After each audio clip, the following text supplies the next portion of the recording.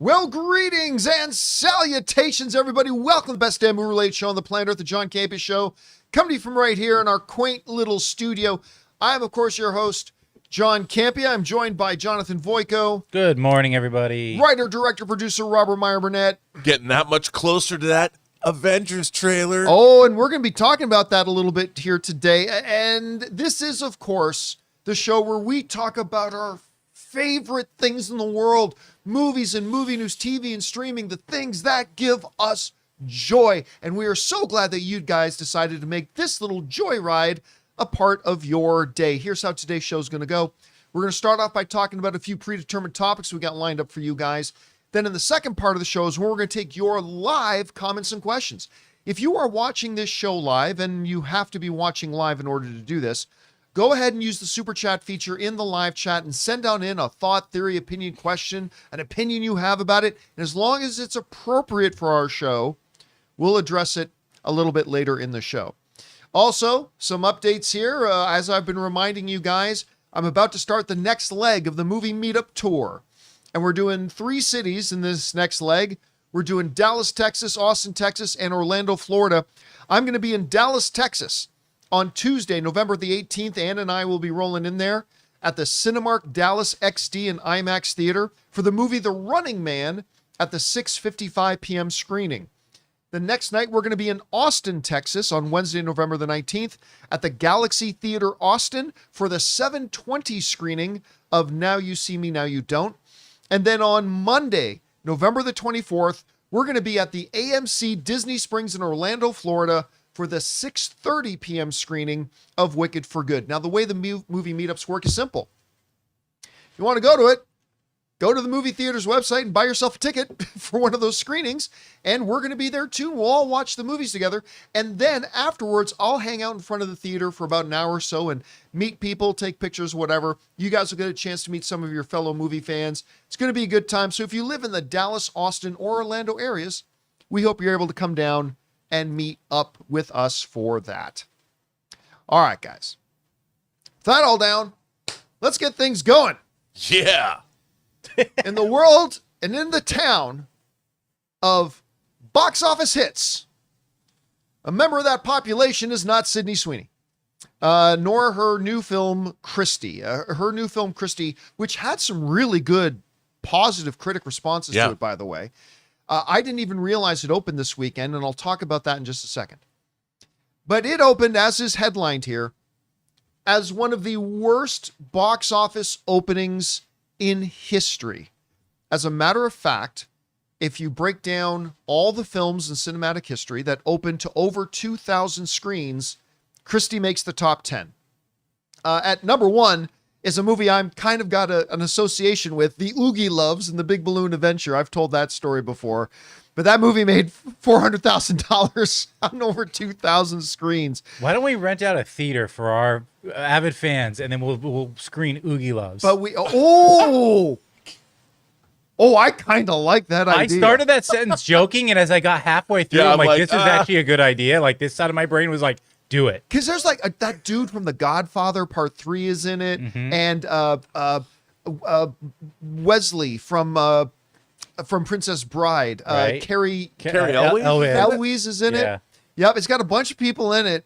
Maybe we should. That could be. Oh my God, that could be fun. I met Carrie Elwes for a press junket for the movie Lady Jane that he was in with Helena Bonham Carter. Nice guy. Hey, it's true. I won't tell the whole story again, but my lawyer knows the producer behind the Oogie Loves, and about 6 months before it came out, they were holding like a little party for Oogie Loves before it comes out. This kid-friendly little Oogie Loves thing.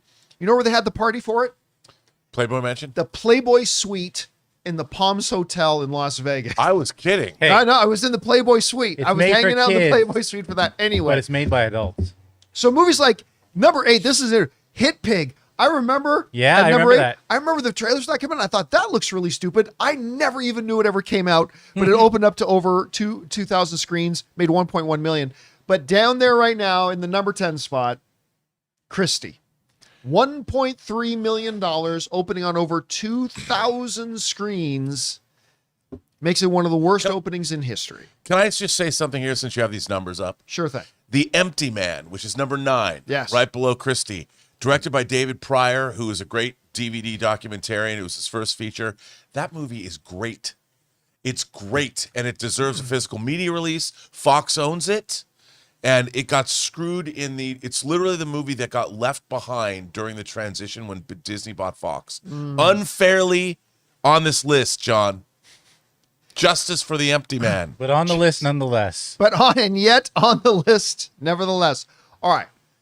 Now, this brings up an interesting thing for me that's really less about Christie and more about other things. Yeah.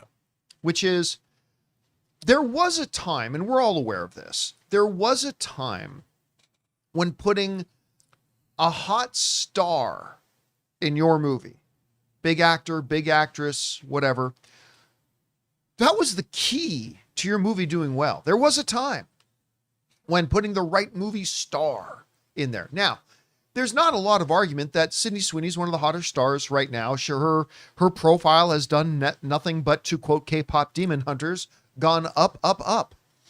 Bet you didn't think you were going to get a K-pop Demon Hunters reference today. and yet she's like completely on fire. So you would think that. But I think what Christie truly represents is that we are in an age where marketing far exceeds the importance of the star you have in it. Mm-hmm. Because I think we can all acknowledge the marketing for Christie was practically non-existent. I never saw a trailer. I didn't even know I had no knowledge. John. We work in the space. And we look every day. And I didn't even realize it had opened this weekend on 100%. over 2,000 screens. Marketing's always been important, of course, but marketing is king, far over star power, far over it. And like, despite the fact that you've got her in there and you've got a couple of actually really good, serviceable actors in there, and apparently it's quite good. I mean, I've heard good things about it. I heard she's terrific in it.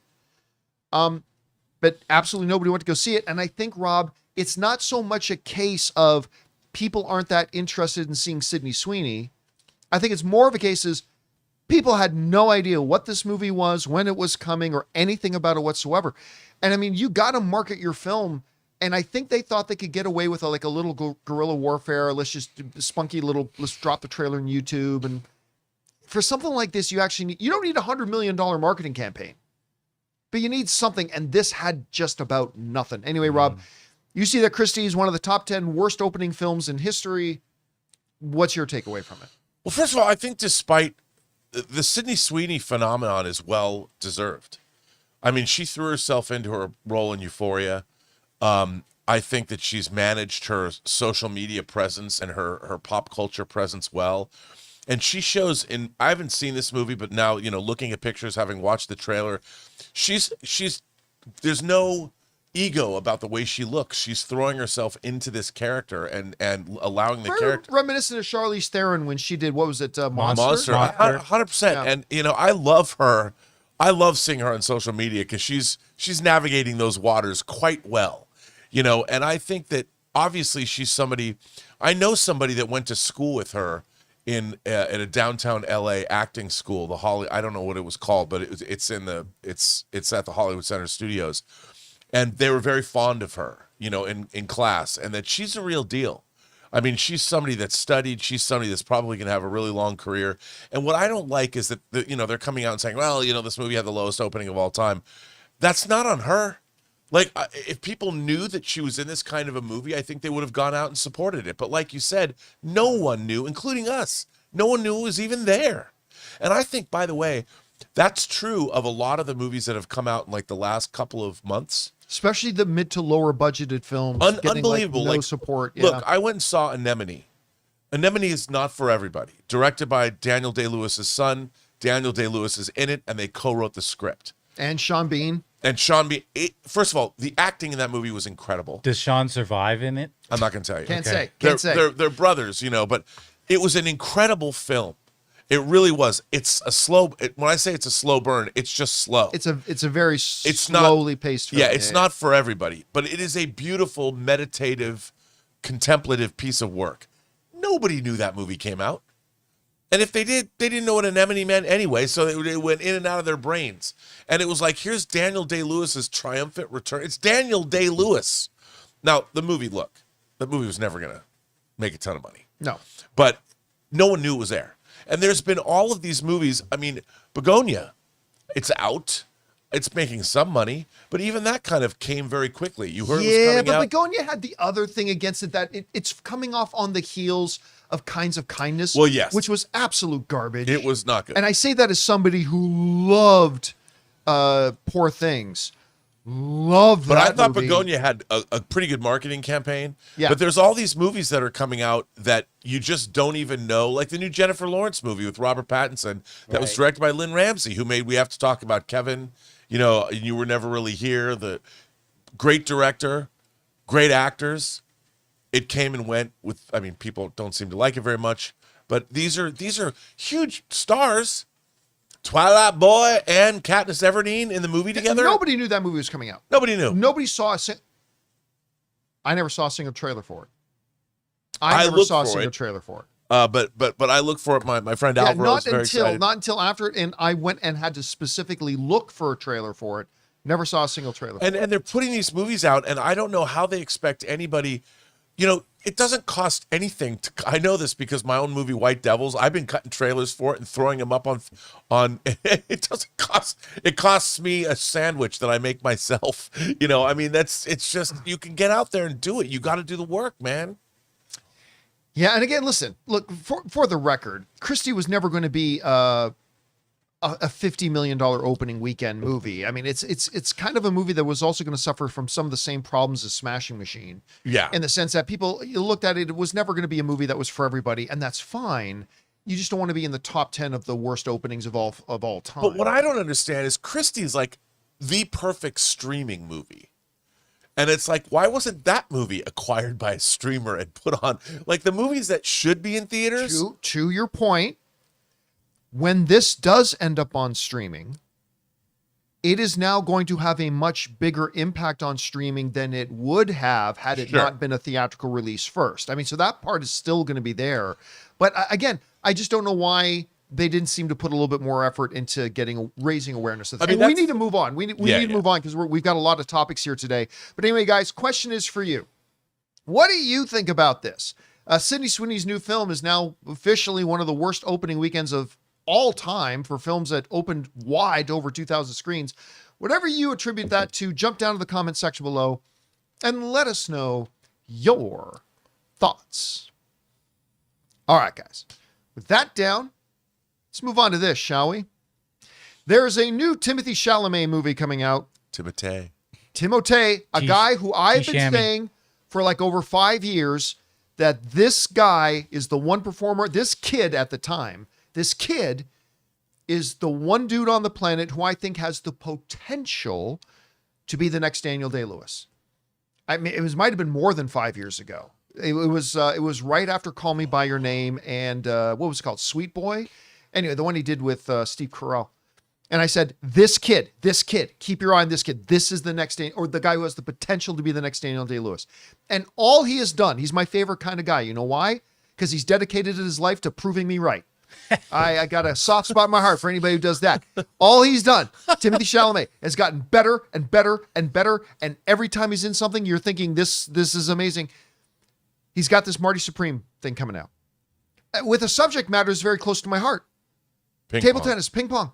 Not many people know this. I'm a big ping pong player. I love ping pong. I've been playing ping pong since I was a kid. I played competitively and I love it. But who knew we could be talking at the coming close to year's end about Oscar season about a ping pong movie? But Marty Supreme, the first trailer came out, looked good. We heard the first reviews come out of it from the festival circuit, people raving best film of the year, all this kind of stuff. New trailer for Timothy's Marty Supreme trailer. Timothée Chalamet is a best actor. Oscar, let's bring this up, is a best actor Oscar frontrunner in A24's Ping Pong Epic. When's the last time you thought you'd see the words ping pong and epic Not put together? Since, what's it called? With Tom Hanks. Oh, well, no, Forrest Gump. Forrest Gump. Well, not Forrest Gump. I'm thinking about what's the other one with the guy who was just in The Proposal, the guy who played Francis Ford Coppola in The Proposal. Oh, not The Proposal. Yeah. the Offer. The Offer. What's the name of the guy who played Francis Ford Coppola? Why am I? Yeah, talking? you're thinking of Balls of Fury. I'm thinking Balls of Fury. Yeah. Anyway, they described the movie like this. A24, this is from Variety, has released a new trailer for Marty Supreme, Josh Safdie's of the Safdie brothers, sports dramedy starring Timothée Chalamet as table tennis prodigy Marty Mauser. Set in the 1950s, Marty Supreme follows Marty Mauser as he chases his dream of becoming a table tennis champion. The film is a fictionalized account of the real-life Marty Reisman, who won 5 world championship medals in table tennis. Now, look, Jonathan and I were talking about this before the show. When I watched the first trailer, it looks like looks like it's gonna be a fun movie. Then this trailer comes out, and now it looks like an A24 movie. Now it's got the grittiness to it, the edge to it, all that kind of stuff with this guy. Kevin O'Leary could act. Yeah, with Kevin O'Leary in it, who I never thought I didn't have that on my bingo card at the beginning of the year. This trailer's amazing. And I love that one line goes, you think it's that easy? Yeah. That was such a good line. I love that. I mean, this trailer is the one. The other one made it look fun. This is the trailer that makes it look like it's going to be an Oscar contender, maybe even an Oscar frontrunner for Best Picture. And start polishing up that Best Actor Oscar. I'm telling you right now, Timothée Chalamet, I haven't seen the movie yet, so I might change my mind later. Timothée Chalamet is winning his first Oscar. Notch one up for T-Shammy. Not his last. T-Sham. Not his last, but his first Oscar. I thought this looked awesome. And I remember watching the trailer this morning going, I couldn't even conceive of a ping pong movie trailer that would elicit this kind of response from people, but I think this one does it. Anyway, Rob, I thought the trailer was absolutely fantastic. You had a chance to see it. What did you think of it? Movie of the year. I watched this, like it? Yeah, I watched this trailer and I thought to myself, okay, what is great cinema? Look, the Safdie brothers proved themselves with Uncut Gems as being filmmakers several times. They've proved themselves several times. But and then they split up. You have The Smashing Machine, which, by the way, I haven't seen. Very good film. Yeah, Very good film. But this film, you can tell this is made by a consummate filmmaker. Every single shot in this movie, classic. This movie looks like it was made in the 70s. This looks like they've taken all these cues from Scorsese. They know. And everything's harshly lit. Well, just the design of the shots, and I love the fact that he tapped a little Gwyneth Paltrow action going for the older woman there. Awesome. But this film looks like a quote unquote real movie. Even the colors, the cinematography has that verisimilitude that I love. But I'll tell you something, the way the characters work together, the dialogue, the scenes, the interplay, this feels, if I dare say so, like a real movie. And so often what we've been getting feels so manufactured. You don't feel a real directorial presence. You don't feel that the writing is there. You can just look at this shot on this right now. Just this milieu, you're talking about verisimilitude. Look at the detail in this frame, the color of the walls, the what are those exit signs above the doors, the clothing, men and ladies, I mean, everything in this screams authenticity. Not in a Marvelous Mrs. Maisel kind of a way where the colors are too vibrant. This looks real, and you don't get this anymore. Dude, I got to tell you, I saw this trailer today, and I'm like, wow, finally a movie that I know that I'm gonna love. I can't wait to see this. Yeah, I'm super excited about it, and the trailer delivers. Guys, question is for you. What do you think about the new Marty Supreme trailer? I think it looks absolutely fantastic. Whatever you guys think about it, jump down to the comment section below and leave your thoughts there. All right. With that down, guys, let's move on to this. Variety is now reporting in a new headline that V for Vendetta, let's bring this up, TV series is now in the works at HBO. They wrote the following.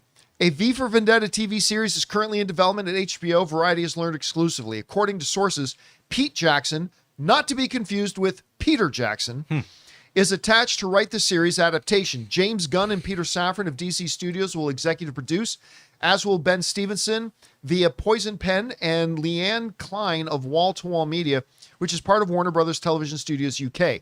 Warner Brothers Television will produce. Now, for those of you who don't know, the story of V for Vendetta is set in Britain in a dystopian, not too distant future in which the country is controlled by a fascistic Norse fire party, and an anarchist named V, known for his distinctive Guy Fawkes mask, seeks to topple the government with the help of Evie Hammond, a young woman V rescued from the country's secret police. The original movie's great. I really like the original movie. I do too. Okay, couple of thoughts. One, this feels very timely. Second thought is this. I am the guy who 9 times out of 10, maybe 8, closer to 9, when asked, hey, John, would you like X story to be a movie or a show? I'm the guy who always says 8 times, 9 times out of 10, a movie. I think a movie's better, all that kind of stuff. This is going to be one of the exceptions, Rob, for me. When you really look at the story of V for Vendetta, this is a story that could absolutely richly be drawn into like 8 one-hour episodes. If you really want to dive into all the minutia and everything in the story, atmosphere is so rich. I mean, listen, when you're doing a new version, I'm always the guy who says, go get new actors. But for the voice for V, maybe you might want to pull out Hugo Weaving's phone number again and give him a call. Remember. I'm sorry, it's got to be his voice. Don't get me wrong. It could be another actor. It totally can. Gunpowder, treason, and plot. Oh, but man, if you could get Hugo just to come do the voice again, that would be pretty sick. But listen, yeah, this is one of those things that I think this lends itself extremely well as an HBO, not even just a television series, an HBO series. This feels very well suited to that. I love this idea, and I'm normally the guy who says, no, just make it a movie. This is great. I love it. Rob, you heard about V for Vendetta. It's now in the works over at HBO. What's your take on it? Well, first of all, this is another, Alan Moore wrote this before he wrote Watchmen. It's a classic of British comic work, and I think you're absolutely right. Everything you said is correct, because they can take the time to expand the story. You can see, how did Britain wind up this way? You can I would equate it to a TV series like The Man in the High Castle that was based on a novel, where the Axis powers won World War II and divided America up and what it was like there. And that ran for 5 seasons or something. This could be like that. There's so much here. There's so much that you could do with this story. And like you pointed out, it's as timely as can be, because how do you go from a democracy into a theological fascist wasteland? I don't know, but we can show it on this show. And I'm when I read this yesterday, I was like, what a great idea. I'm in. Count me in, dude. I mean, this is great stuff. I saw somebody in the live chat kind of mention this, and it's true. This news came out last night on November 11th. Really should have come out November 5th. I know. It would have been so perfect if they had dropped this just a But then nobody would have believed it. That's true. Is this true? People would have thought it was a joke. Is this true? You're absolutely right. All right, guys, question is for you. What do you think about this? Apparently, HBO is developing a V for Vendetta series. I think this is fabulous. I think this is absolute HBO kind of material, and I think this could be great. Whatever you guys think about it, jump down to the comment section below and let us know your thoughts. All right, guys. That down. Let's move on to this, shall we? Well, it's a day that ends in the letter Y, which means a streaming service is raising its prices. Deadline here is reporting that with Paramount Plus set to raise prices, CEO David Olsen says UFC bouts add really significant value for subscribers. And this is going to be a rare thing. This is going to be one of those stories where a streamer has announced its prices rising, and I don't think it's necessarily a bad thing. Normally, I have a lot to say about it when streamers raise their prices, but today, not so much. For a couple reasons. Number one, according to this thing, the 2 tiers of Paramount's ad-supported and ad-free will each rise by $1. Okay, it's rising by $1. That's less than 10%, depending on the tier, but overall less than 10%. On January 15th, for the ad-supported tier, it's going to go up to $8.99, and for the no ads version, $14, $13.99. So it's all going up $1 a month. You guys know I've said this a lot lately too. I don't mind so much when a service that I subscribe to raises prices, particularly if they are raising the value of what I'm getting. Great example of this, AMC A-List. AMC A-List just recently had their first price increase in 3 or 4 years, but they gave me a lot more for that small price increase. I went from 12 movies a month I could get to now 16 movies a month.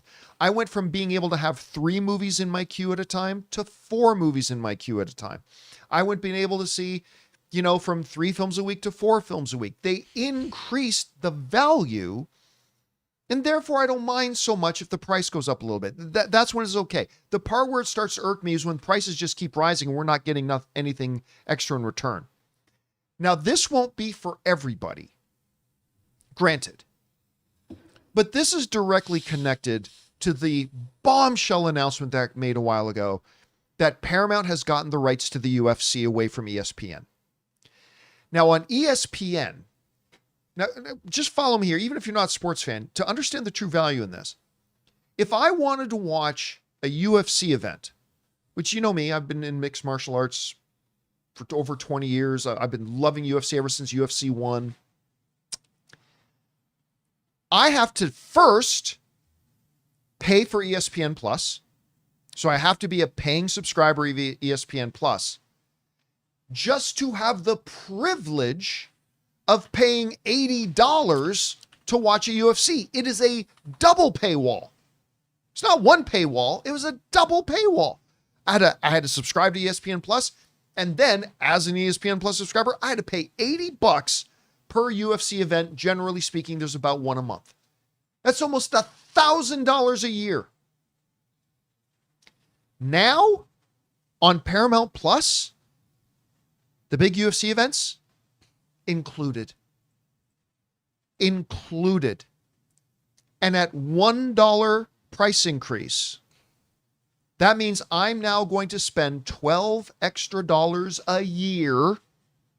$12 extra per year in order to save myself nearly $1,000 that year in the UFC pay-per-views I would get, not to mention the cost that I had to pay for ESPN Plus.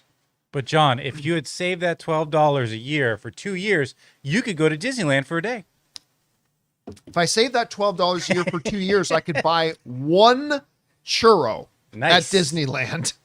One churro. Because, yeah, it's $24. One churro. So, I mean, really, $1 a month, $12 for the year. I'm getting $1,000 in value. Now, grant, that only applies to people who are interested in mixed martial arts in the UFC. But you can't deny that this is, to me, one of these cases where a service I subscribe to has increased the price a little bit, but holy crap, have they given me massive value. Now, the pessimists out there will be quick to say, rightly so, John, do you think this is the last price increase? Of course not. Of course not. We all know every streaming service is going to increase their prices one or multiple times per year. We all know that. So this is par for the course. But again, I have not seen HBO Max, Disney Plus, Peacock, Netflix, Hulu, any of them ever make a value move like this. I mean, I was Rob. I was just completely shocked when I found out that not only was Paramount Plus getting the UFC, but they were going to broadcast them for free if you're a Paramount Plus subscriber. I still couldn't get over that. So we were all bracing ourselves that we were going to get a big price increase. $1. Okay. Even if they increase it by $1 3 more times this year. That's still a ridiculous value, again, for those. But even if you're not a UFC subscriber, you now have something that all your buddies and friends can come over to and watch at your place. Anyway, Rob, this is the one time I'm looking at a price increase and going, all right, that's fine. That looks totally reasonable to me. Anyway, Rob, you hear about all this. What points in this are standing out to you the most? Why can't they make more money at Paramount than make Star Trek better?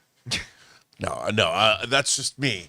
But no, I think, like you said, if you're going to pay more money, give somebody more value. And as you obviously pointed out, getting the UFC, I mean, that's, first of all, how much money is that going to save you? Like I said, about $1,000 a year. That's right. So that's great. And you're getting that for an extra $1 a month? Yeah. I mean, the value that they've instilled into this Paramount Plus rate increase is probably the biggest single value of any streaming service maybe ever in terms of actually saving. I don't think that's an exaggeration. I think you're absolutely right. I don't think so either. I mean, it's $12 versus $1,000. You know, that's a hell of a savings, and the value is increased beyond exponentially. So I would say if you're a big UFC fan, what a great thing they've done. And again, another baller move by the new Paramount Skydance regime over there. Yeah. By doing this. And I think that, look, we can complain all we want where we see complaining that's worthy of doing, but this is one instance where you have to give it up for them because this is a substantial value addition to their product. And you don't see this very often.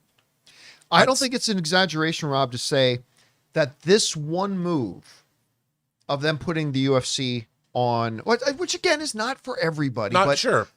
this is going to be the single biggest new subscriber driver maybe that any streaming service has ever had.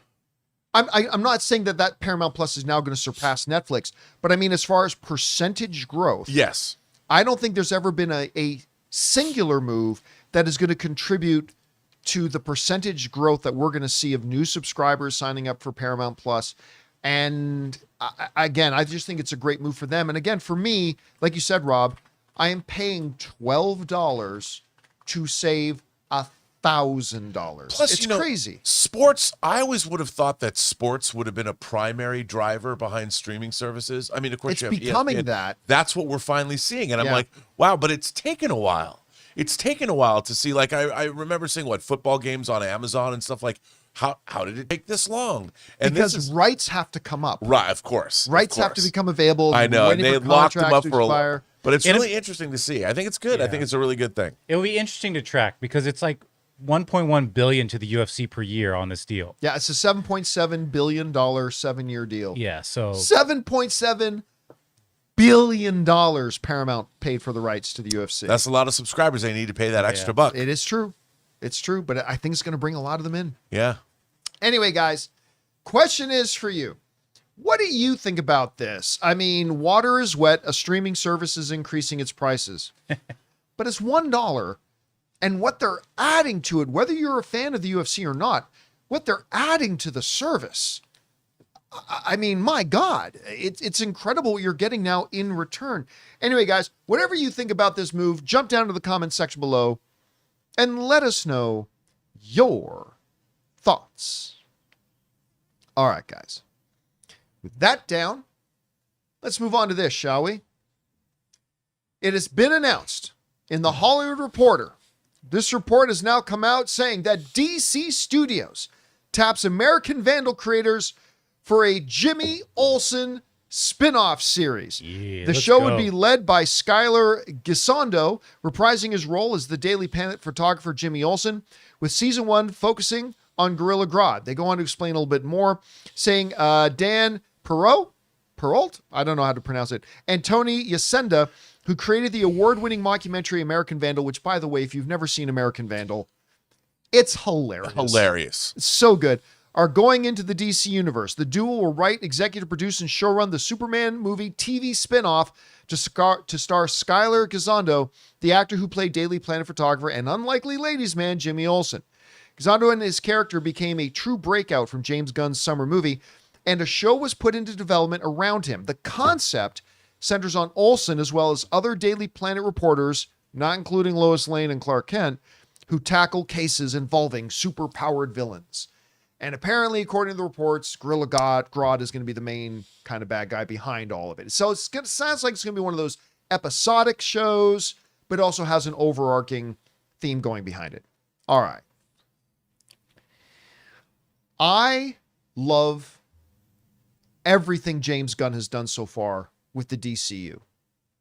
I love that you launched with Superman, that he directed himself. The movie was fantastic. Peacemaker has been eye-opening for me as somebody who hated on the idea at first. I fell in love with that show.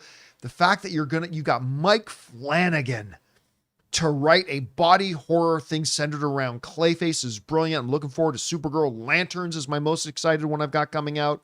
Everybody knows I'm a huge James Gunn fan. I love everything he's done, and I don't know why he woke up and took stupid pills today. Who anywhere is asking for a Jimmy Olsen show? Who anywhere is asking for a Jimmy Olsen show? Not me. I haven't talked to anybody. I mean, I've been doing this for a while, Rob. I don't remember once ever getting an email from one of our viewers going, you know what we need, John? We need a Jimmy Olsen show.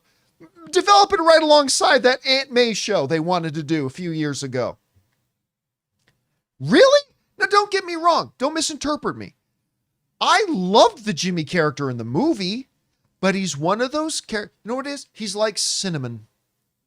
A little bit of cinnamon in something can really be delicious. But try taking a tablespoon of it. It ain't meant to be the star of its own show.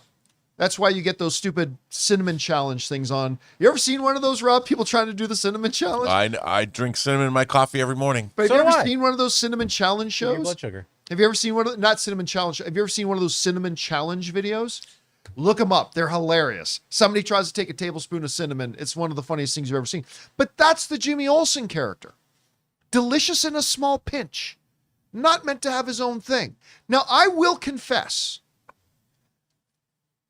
that the premise of Jimmy Olsen and some of those others, I'm assuming other characters from the Superman movie,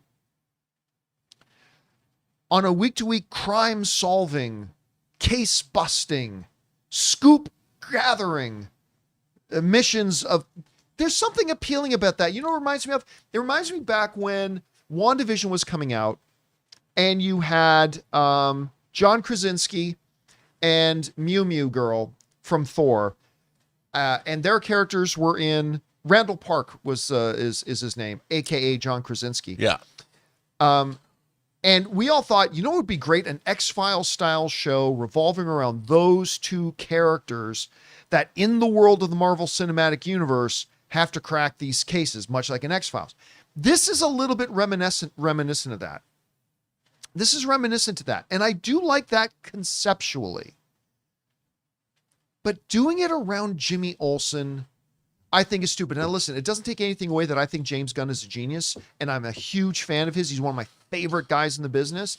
But even Bill Belichick, commonly accepted as the greatest NFL coach of all time, even once in a while I go, why are you going for it on 4th and 8 when you're on your own 27? Like every once in a while, even the great Bill Belichick would have a brain fart. And I, again, as the biggest advocate for James Gunn, I'll give myself that crown, Rob. I am the biggest advocate for James Gunn and what he's doing at DC on YouTube. I'm it. But even I gotta say, I don't know what the hell him and Peter Safran are thinking. I think this is a terrible idea. Yo, we still don't have a Batman movie. We still don't have a new Flash. We still don't have a new Aquaman. We still don't have a new Wonder Woman. But you know what the people want? The people want Jimmy O. By the way, I've got a friend named Jimmy O, works over at Joe Blow. Don't be confused. But that's what people want. People want Jimmy O. They're not asking for us to get the Wonder Woman out there. They don't want a new Flash. No, we don't need a new Cyborg. We don't need Teen Titans. No, what we really need, what we need to get into production today, what we got to fast track is a Jimmy Olsen show. And Rob, I hope it turns out the way Peacemaker turned out, that I thought Peacemaker was a dumb idea. I guffawed, and even when the trailers came out, and I ended up falling in love with that show. And I hope that happens here. I'm going to be cheering for it. I will. But I think this is a boneheaded decision. I think you've got limited resources with time and manpower, and you're going to dedicate a bunch of it to this as you're trying to get your DCU up and running. I don't know. If it was April 1st, I would say this is an April Fool's joke. So I think this is a stupid idea. I really do. Anyway, Rob, tell me why I'm wrong. I love this idea. And I'll tell you why. First of all, I love stories about journalists my whole life. There was a Mary Tyler Moore spinoff called Lou Grant that was, set in a newsroom. That's where Mary Tyler Moore came from. I love stories. But as far as DC history goes, there is a comic called Superman's pal Jimmy Olsen. Yes. Yeah. That Jack Kirby was involved with, and the entire fourth world, well, not the entire fourth world, a lot of the fourth world. By the way, correct me. Did Darkseid I was going to say, himself. did Darkseid himself Debuted in the pages of Superman's pal Jimmy Olsen. That's true. And a lot of the fourth world, that means the New Gods and Apocalypse and all those, they were derived from Superman's pal Jimmy Olsen. I have both omnibuses and absolute editions with this work in it. And I do think that there you go, Superman's pal Jimmy Olsen. I mean, the newsboy lead. There's so much cool stuff. Gun him down. Look at that, Jack Kirby joining, and that's Jimmy Olsen, dude. What's not to love? But I think this could actually be Superman's ex-pal. I think this could actually be good. I think that it's a way to examine. Look, there's Darkseid. Is that Darkseid? Yeah. It could be a great way to examine this universe from an interesting perspective. And I got Whiz Wagon. Dude, Whiz Wagon. I'm telling you, this you haven't lived until you've read Superman's pal Jimmy Olsen. And so I do think that there's ways to examine things. I mean, you could bring back Cat Grant, that whole supporting cast that we never saw. Hell, bring back Wendell Pierce. Well, you'd have to bring back. You've got to bring back Wendell Pierce and let 100%. Him speak. Actually, give him some lines. Let him cook. Wendell Pierce is one of my favorite actors ever. And I mean, Treme, The Wire. God, I love Wendell Pierce. And so I love this idea. I think it could be great. I understand though, because I saw a lot of doubt coming out about this announcement just yesterday. A lot of people like, what? But I do think it could be with those, especially those showrunners. I think they'll lean into it, because that scene when he goes and talks to Luthor's girlfriend in the movie, that was one of my favorite scenes in Superman. It was great. And I'm like, yeah. You can tell that James Gunn's Superman, I want to see the 3-hour cut of that movie. It's a 2-hour movie. They shot a ton more that they cut out to keep it a 2-hour. But that whole Jimmy Olsen thing kind of came out of nowhere. Like suddenly he's on the street going to see Luthor's girlfriend. I love that scene. I love that actor. I can't wait. I like him. Listen, this is. Let me. It's be like clear. Sam who played Jimmy Olsen in Superman Returns. He's such a great actor. So good. I like a lot of the pieces they've got here, right? Like if the universe dictated that you have to make a Jimmy Olsen show, the guys from American Vandal, awesome. Cracking the crimes. You know what also reminds me of? There was that show on NBC that I used to love called Powerless. Yeah. With, what's the... Jonathan, look up, who was the name of the lead actress from Powerless? She's a half Filipino girl. Okay. But she was in it, and it was about Vanessa Hudgens. It only lasted one season. It was, I thought, a wildly underappreciated show. I thought it was really funny. But this idea of these individual normal people in the DC universe and their day-to-day, the idea of the crack team at the Daily Planet, like solving mysteries or whatever, that's all fine. This is what you're gonna do? I know, but resources on? I think, I love reporters. Like, I like Ben Urich in the Marvel universe, and this. I mean, the Daily Planet is a fixture of Superman, like the underpinnings of 100%. So I think they could do some really, and it gives you a great opportunity to have people drift through this show. Like, if you're going to make this show and they could have an episode where guest stars galore could show up, and it seems normal. Like, if they were to do an episode where Rachel Brosnahan, they could get her for a day. It's not like Rachel Brosnahan is this huge movie star. She's making more movies now, but you could have Lois Lane show up for an episode, and it would seem, I mean, why wouldn't she work for 8 days? You could have a lot more exploration of all this. And I love the secondary characters that we saw in the Superman movie that we barely caught a glimpse of, which I'm sure they shot a lot more of that stuff and they just cut it out. They probably did. Again, listen, this could end up being another Peacemaker scenario where I hated the idea and I ended up loving it. I'm going to cheer for it. Of course I'm going to cheer for it. I hope it's great. And maybe there's a chance I'm going to watch this and absolutely fall in love with it. Maybe this will be the best thing DC ever did. But I got to admit right now, to me, it looks like somebody took stupid pills today. I do not understand this move at all. I really, really don't. So we'll see how it all turns out. Guys, question is for you. What do you think about this? James Gunn and Peter Safran turned their ears to the heavens and heard the cries of the people saying, "We want a Jimmy Olsen show." And behold, they giveth to the people. You like the idea? Do you not? Are you really enthusiastic about it? You think this is a cool, different way to do it? There's an argument to be made of that. Do you feel like me that James Gunn must have hit his head this morning?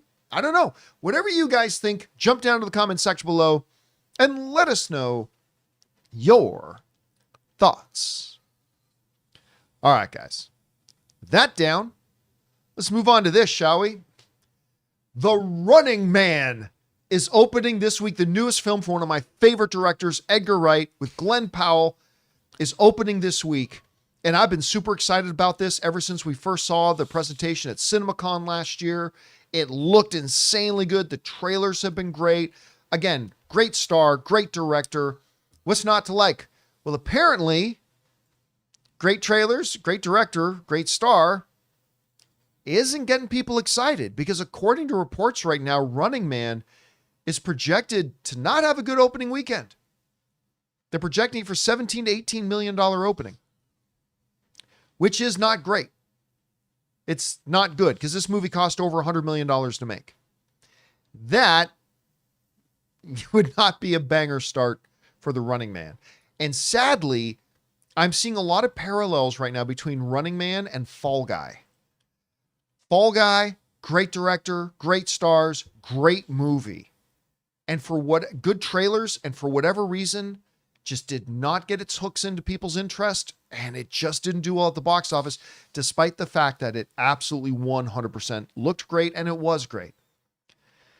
And now Running Man, again, the weekends are not looking so good. But here's the funny thing, Rob. When you sit back, I think everybody, yes, most people on our show, is Edgar Wright a great director? Everybody's going to say yes. You know what? None of his films open big. I think his biggest opening was like a $30 million film. Let's take a look at this. So Edgar Wright's opening weekend Evolution. Shaun of the Dead was limited. Nobody really knew who he was. $4.5 million opening. Hot Fuzz had a $5 million opening. Scott Pilgrim vs. the World had a $9.3 million opening. The World's End had a $7.3 million opening. Baby Driver was his biggest opening. Baby Driver, $21.3 million. Last Night in Soho had a $4.5 million opening. And then Last Night in Soho, we have $4.5 million opening. His films don't exactly open huge. They're great. Sometimes they have legs. Sometimes they become all-time classics. But none of them have ever particularly... It's weird to think that if it opens to $17 to $18 million, it'll represent one of the bigger opening weekends of Edgar Wright's career. I'm sure if he had followed through and done the Ant-Man movie, that might have been his biggest opening weekend. Now, at the same time, Alien or Predator Badlands was projected to have a $25 million opening weekend. It ended up at a $40 million opening, biggest opening of the franchise history.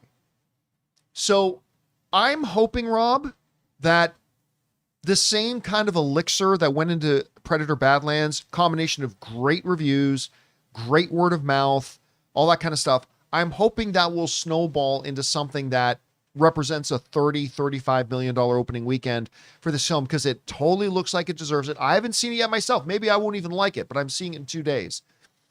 But here's hoping for better results from this. Rob, are you surprised to hear these early projections? And what do you think the cause of this is? Well, first of all, I got to say Edgar Wright is my spirit animal. Oh, he's so great. You know, he made a TV series called Spaced. Yep. That it's like The Big Bang Theory for really smart people. That is very much working in the same vein as this movie I made called Free Enterprise. And I've always been a fan of Edgar Wright. I've loved his sensibility. I've never met him.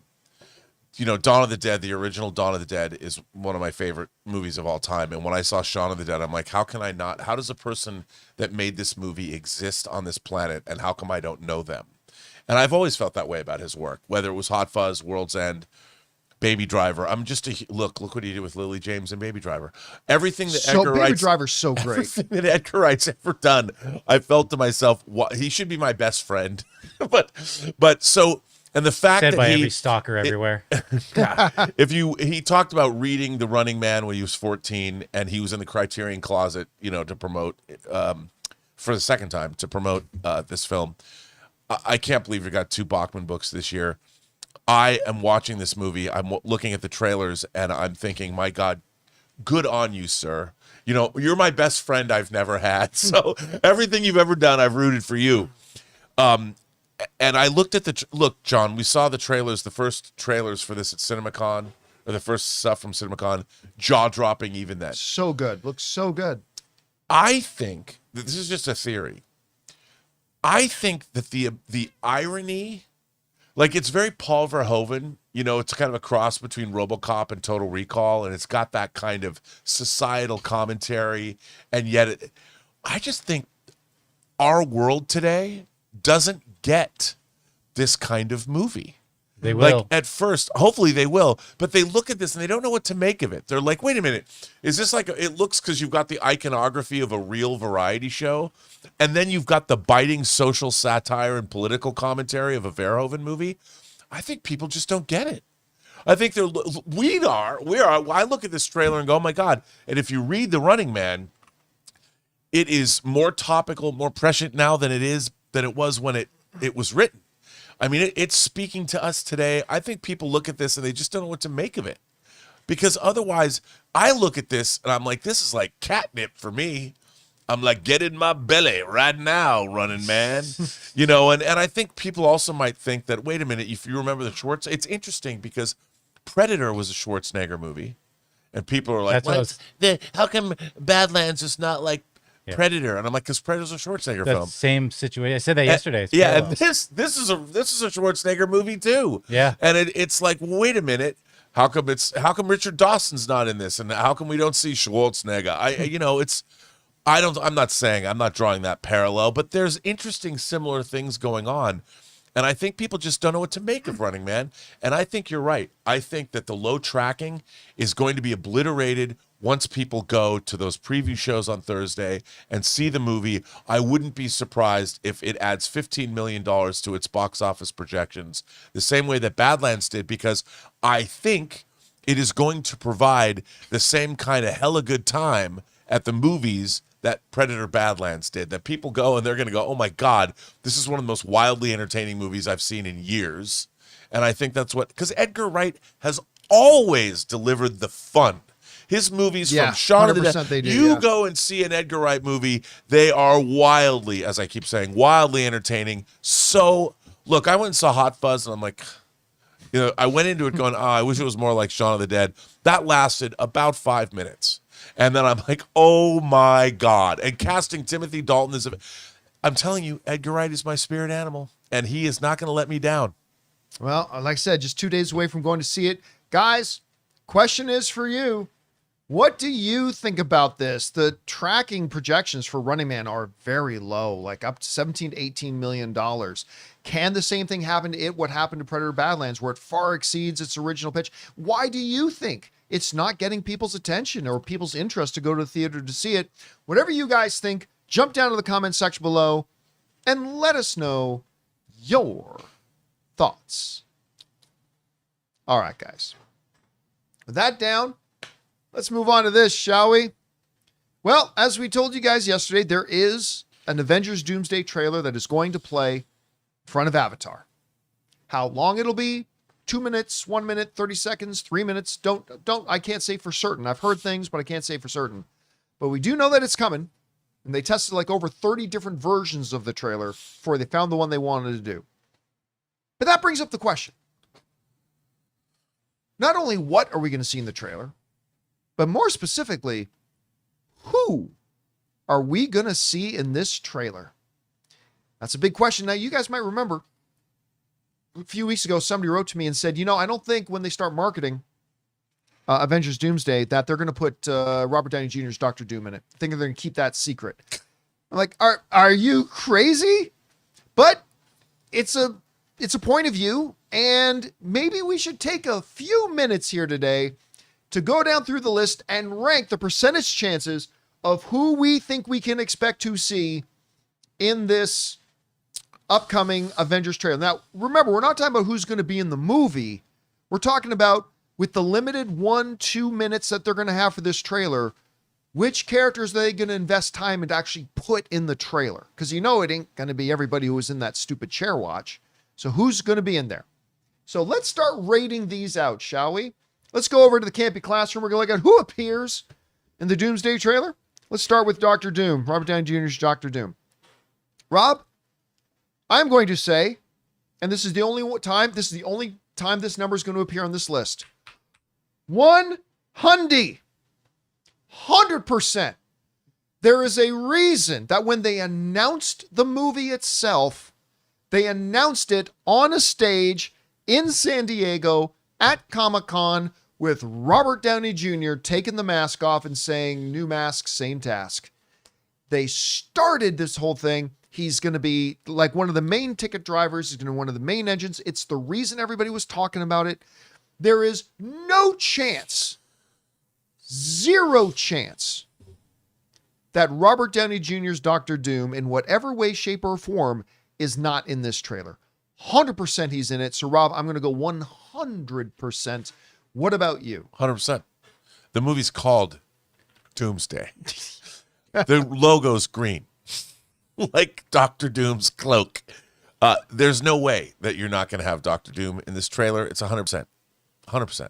All right, so you're going with me on 100%. All right, let's go down to the next character. One of the OG Avengers, Thor. I am not going to go as high as this, but I think this is almost one of your other most automatics. Again, for a couple of reasons. One, because Chris Hemsworth is one of the biggest stars in the movie. Thor is one of your longest running, longest serving, and he's one of the most powerful characters in your cinematic universe. For all those reasons and more, I'm going to go a 70% chance that Thor ends up being in this trailer. Rob, what about you? 100%. 100%? 100%. Thor's an Avenger. So you have no doubt, 0 chance that he's not in there. He's got to be in it.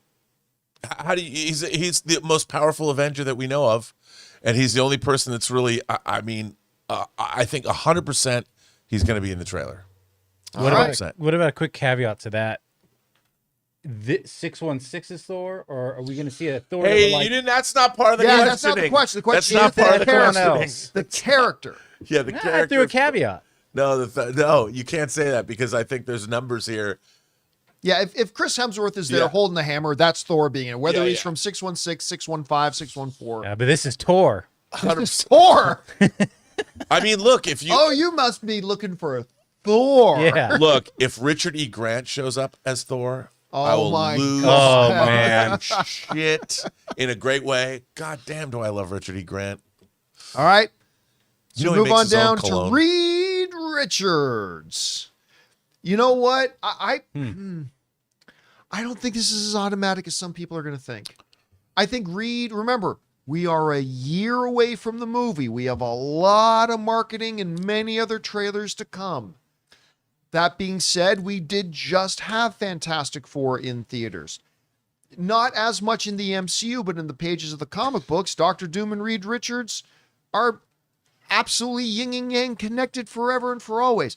I'm going to go, but again, I still think there's a possibility that they want to save him for a little bit later. I'm going to say 50%. It's a coin toss, but rather Reed Richards shows up in the trailer. Rob, what about you? 100%. What? Come on. 100% to everybody. Look, I think 100%. Look, dude, you know what? Here's my thing. They're going to Gary Oldman this.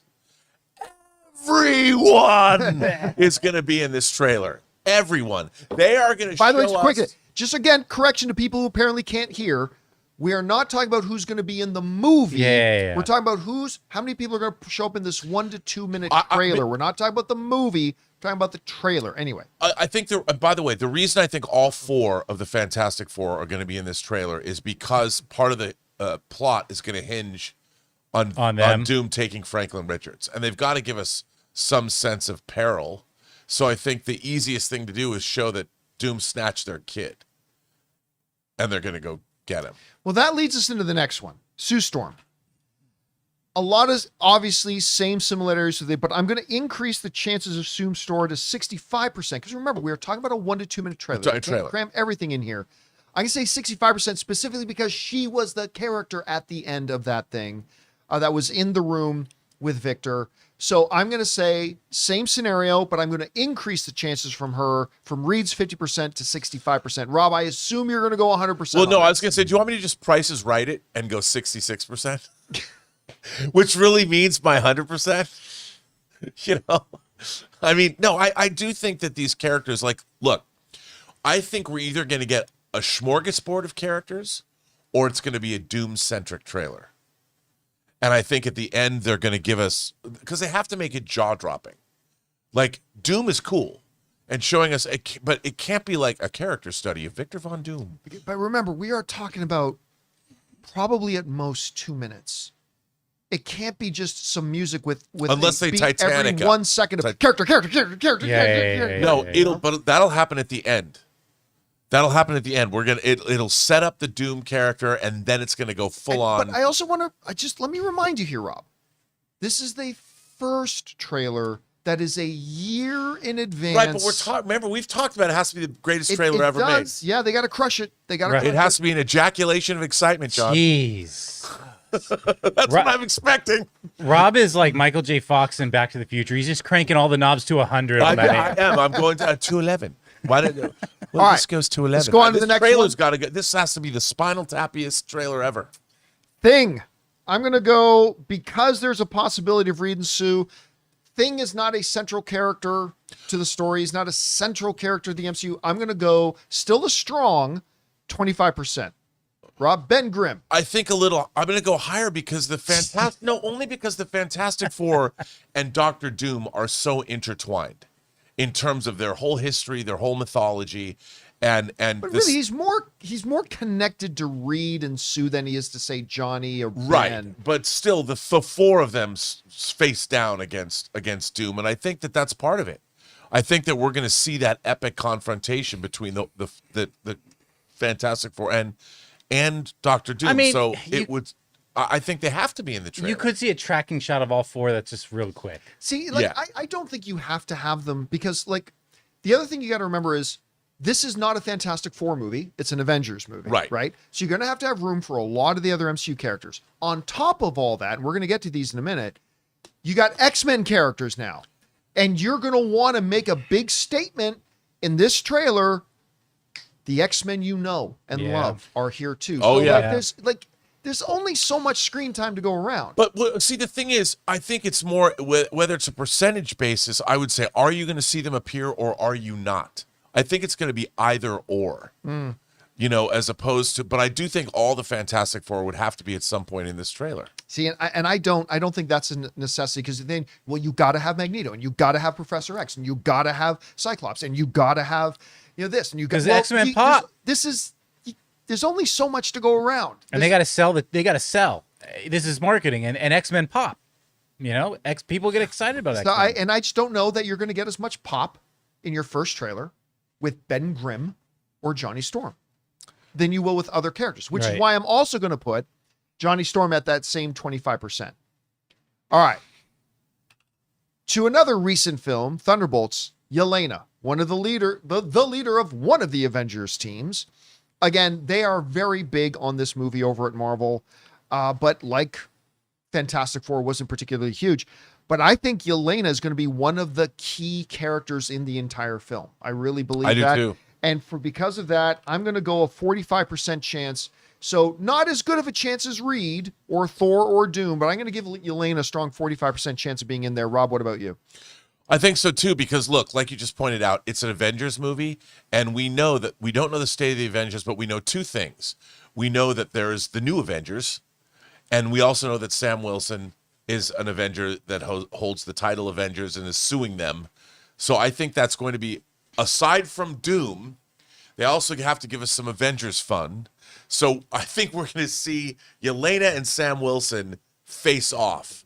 You can't use the title. You're not an Avenger, or something like that. Well, the government gave Yelena's thing, so it's their title to give. And I think that it's going to be really interesting to see. We're going to see, because you've got to have Avengers conflict as well.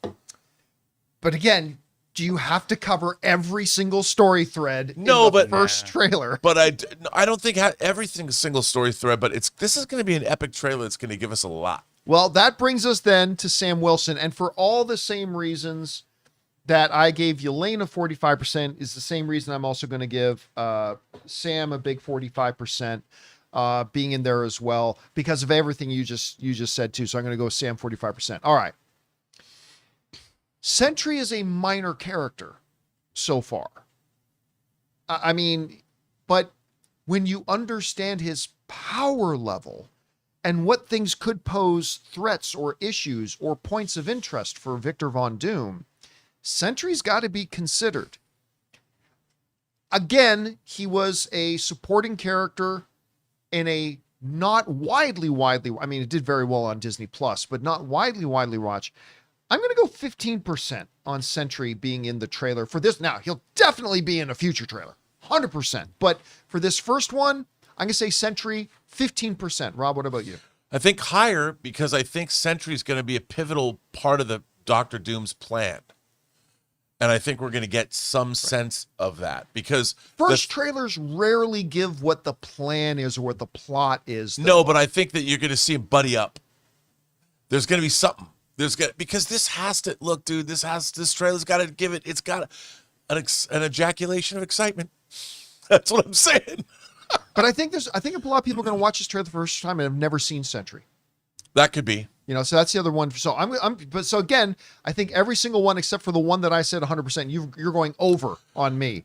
Okay. Yeah, I mean, I just think that, because look, the thing is, the people that have seen Thunderbolts or whatever, Sentry also in the Marvel Comics universe is a very powerful character. Well, World War Hulk comes down to Hulk and Sentry.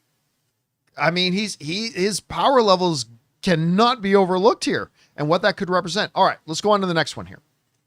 Wolverine. Ooh. Hugh Jackman's Wolverine. 2%. For two different reasons. Number one, he ain't in the movie. I don't believe at all he's going to be in the movie. But, playing devil's advocate, let's say he is in the movie. And he's not, but let's say he is. They ain't going to show that one a year in advance. They ain't going to show Wolverine in there in the first trailer a year in advance. You cannot blow your proverbial load. The first trailer is the most important ever. This is very important. It's got to be great, all that kind of stuff. But you still got a year to go, and you got to keep some candy in the bag for a little bit down the road. So number one, he ain't in the movie. But if he is, they ain't going to put him in the first trailer. So I'm going to say 2% chance Wolverine shows up in it. Rob, what about you? I'm going to agree with you. I think he is in the movie, but they're not going to tell us. That's the reveal for a final trailer. And I think what'll happen is it'll be a Deadpool and Wolverine reveal. All right. Connected to that, the biggest hit Marvel's had in years, Deadpool. Obviously, the movie just made $1.3 billion at the box office, the biggest hit they've had in a long time. I do not believe Ryan Reynolds is in this film. And so I'm going to go even less than Wolvie. I'm going to go 1% on it, that he's in the trailer. Same reasons for Wolverine. That I don't believe he's in it. And if by some stretch he is, I don't think that's going to be another bullet they keep, or another arrow they're going to keep in their quiver for down the road, maybe 6 months from now, something like that. I'm just not expecting to see Deadpool in the trailer at all. Rob? I agree. And to be honest, I think you're probably right. I think if Deadpool shows up, it's going to be in Secret Wars, but not in this movie. Wolverine, however, I do, because he was central to the Fox X-Men universe. Right. He's so important, not just to the X-Men, but to movies like he has a trilogy of his own movies. So I think that Wolverine's definitely going to be in the movie at some, or maybe he won't show up until Secret Wars, but he'll come in somehow, but not Deadpool. All right. Next one up. David Harbour's Red Guardian. Now, there's a lot of reasons why he wouldn't be in here. But we got Stranger Things season 5 coming out like right now. Right around the time when this trailer is going to be dropping. Like the show will have started airing without the final episode yet. Right in the middle of that, they might look at it as a really good opportunity to capture some of that heat. For that reason, I will go as high on Red Guardian as 15%. So far more than a Wolverine or whatever, but other than if Stranger Things season 5 wasn't coming out right now, I would say 3-4%. But because they might want to capture some of that heat, I'm going to say 15%. What do you think, Rob? Well, I think they're going to show the whole new Avengers team as some kind of an establishing sequence or a moment, because they are the new Avengers and it is an Avengers setup. And part of the conflict in this movie is probably going to be these two different Avengers teams. So I think we're going to at least get a pop where you see the entire new Avengers team in a shot, or they're going to react to something. Or you're going to see the two teams face off, whatever Sam Wilson's Avengers team is. I think there's going to have to be something like that in the movie. So I would say that there's a good percentage that all of the new Avengers is Bucky in the new Avengers as we see by the end of the film. Well, he's still he's still there. He's with then them. I He's think the we're final going to scene see with the them. entirety of that new Avengers. All right, team. well then let's go down the rest of this list. So we got two names we'll just do together because I'm going to say they're going to have the exact same chances here, which is John Walker and Bucky. I'm going to go 10% on both of them because unlike you, Rob, I don't think they necessarily have to cover that hanging storyline in the first trailer. I think that's something they can cover in a trailer 2, trailer 3. Oh, well, I don't think it's about a story. I think it's about showing that they're there. Right.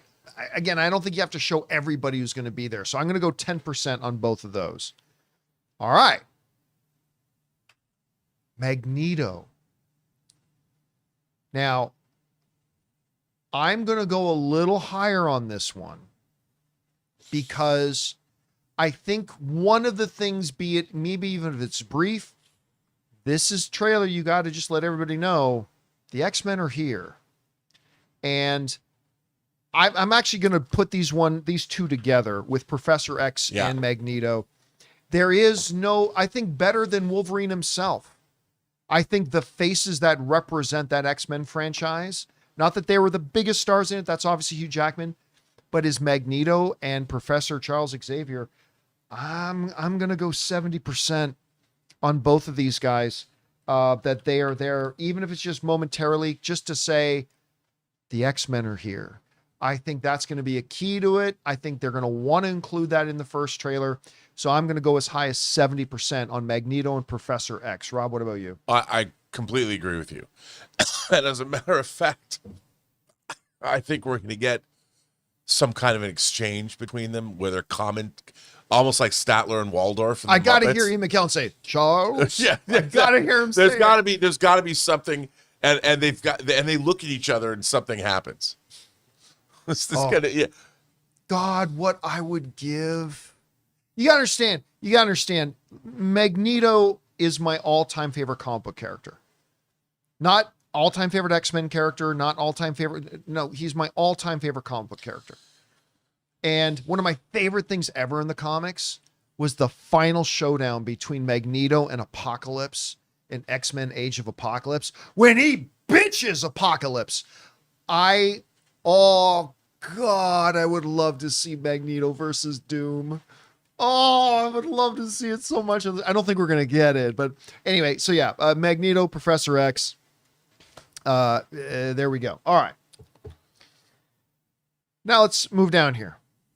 This is an interesting one. And I really don't know where to go. Hulk.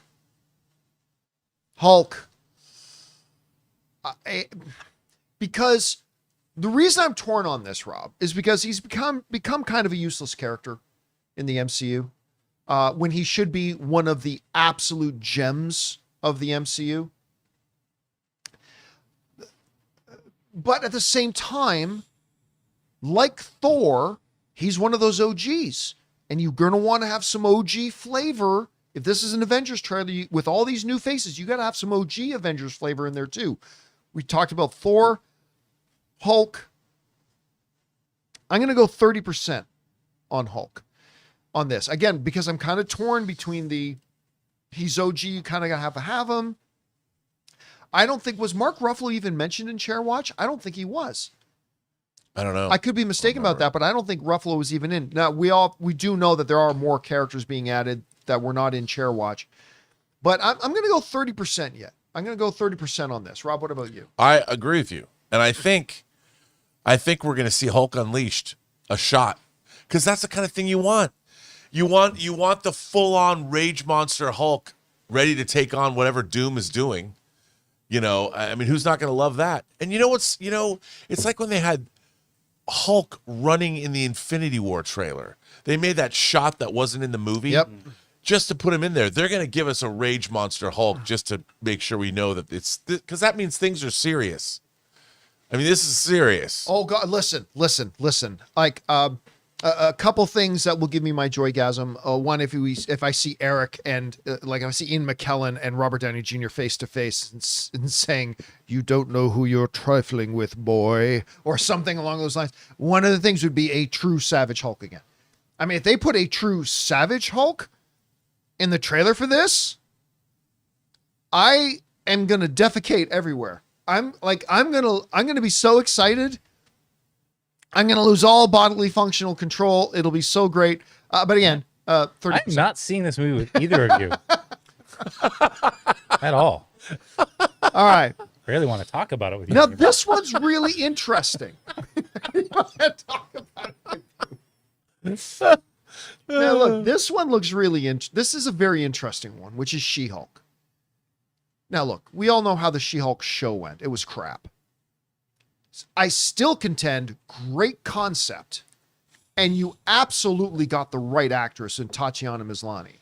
She played the character great, but they dropped the ball in that show. Completely dropped the ball. But the character is still the character. She-Hulk is still She-Hulk. And I think she could fit in very well into this. And again, Tatiana Maslany was not in Chair Watch.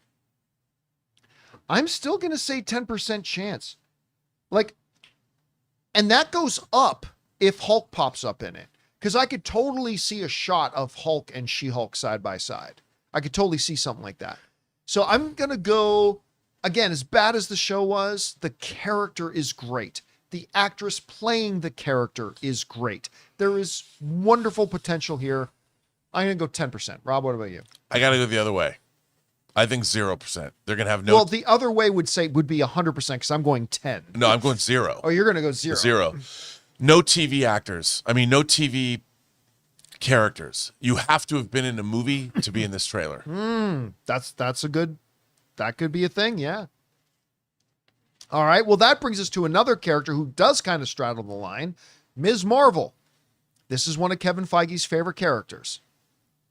And quite frankly, I think her and Shang-Chi are the best new faces they've had in the MCU. I think her show, is the second best show that they've done. She was the best part of the Marvels movie. They clearly have plans for her because she's such a favorite of Feige. Listen, I'm going to go really high. I'm going to go not quite as high as Magneto and Professor X. I'm going to say 50% on this one. Rob, what do you think? Again, I got to go the other direction. The same reasoning. No TV characters. She's a movie character. Oh, she is a movie character. You're Yep, right. she did Marvels, and they gave her that. You know what? Okay. That's right. I wasn't thinking about that. I put that movie out of my mind. They had the big post-credit scene at the end of the Marvels. You know what? I'm with you. I'll go with that. Maybe even above, because I totally forgot about Marvels. I don't. A lot of people have. I know. So yeah, I think you're right about that. 50. Yeah, let's go there. All right. Well, on the topic of that post-credit scene, Kate Bishop, Haley Steinfeld, now Mrs. Josh Allen, reigning MVP of the NFL. They had the post-credit scene. If anything, I think Miss Marvel represents the new faces. And I don't know that you need to have Kate Bishop in there. I think she's going to be in the movie, but I'm going to go 10% on Kate Bishop. Yeah. You're with me on that one? Yeah. All right. Well, let's get into some other X-Men characters then. Cyclops. I'm a huge fan of the original Fox era X-Men movies.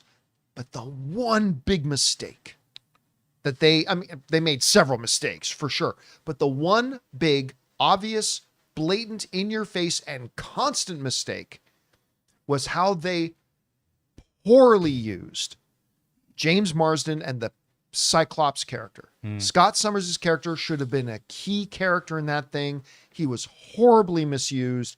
That was the biggest, longest running thread of an error they made in that universe. And I have a feeling they're going to elevate him in this a little bit.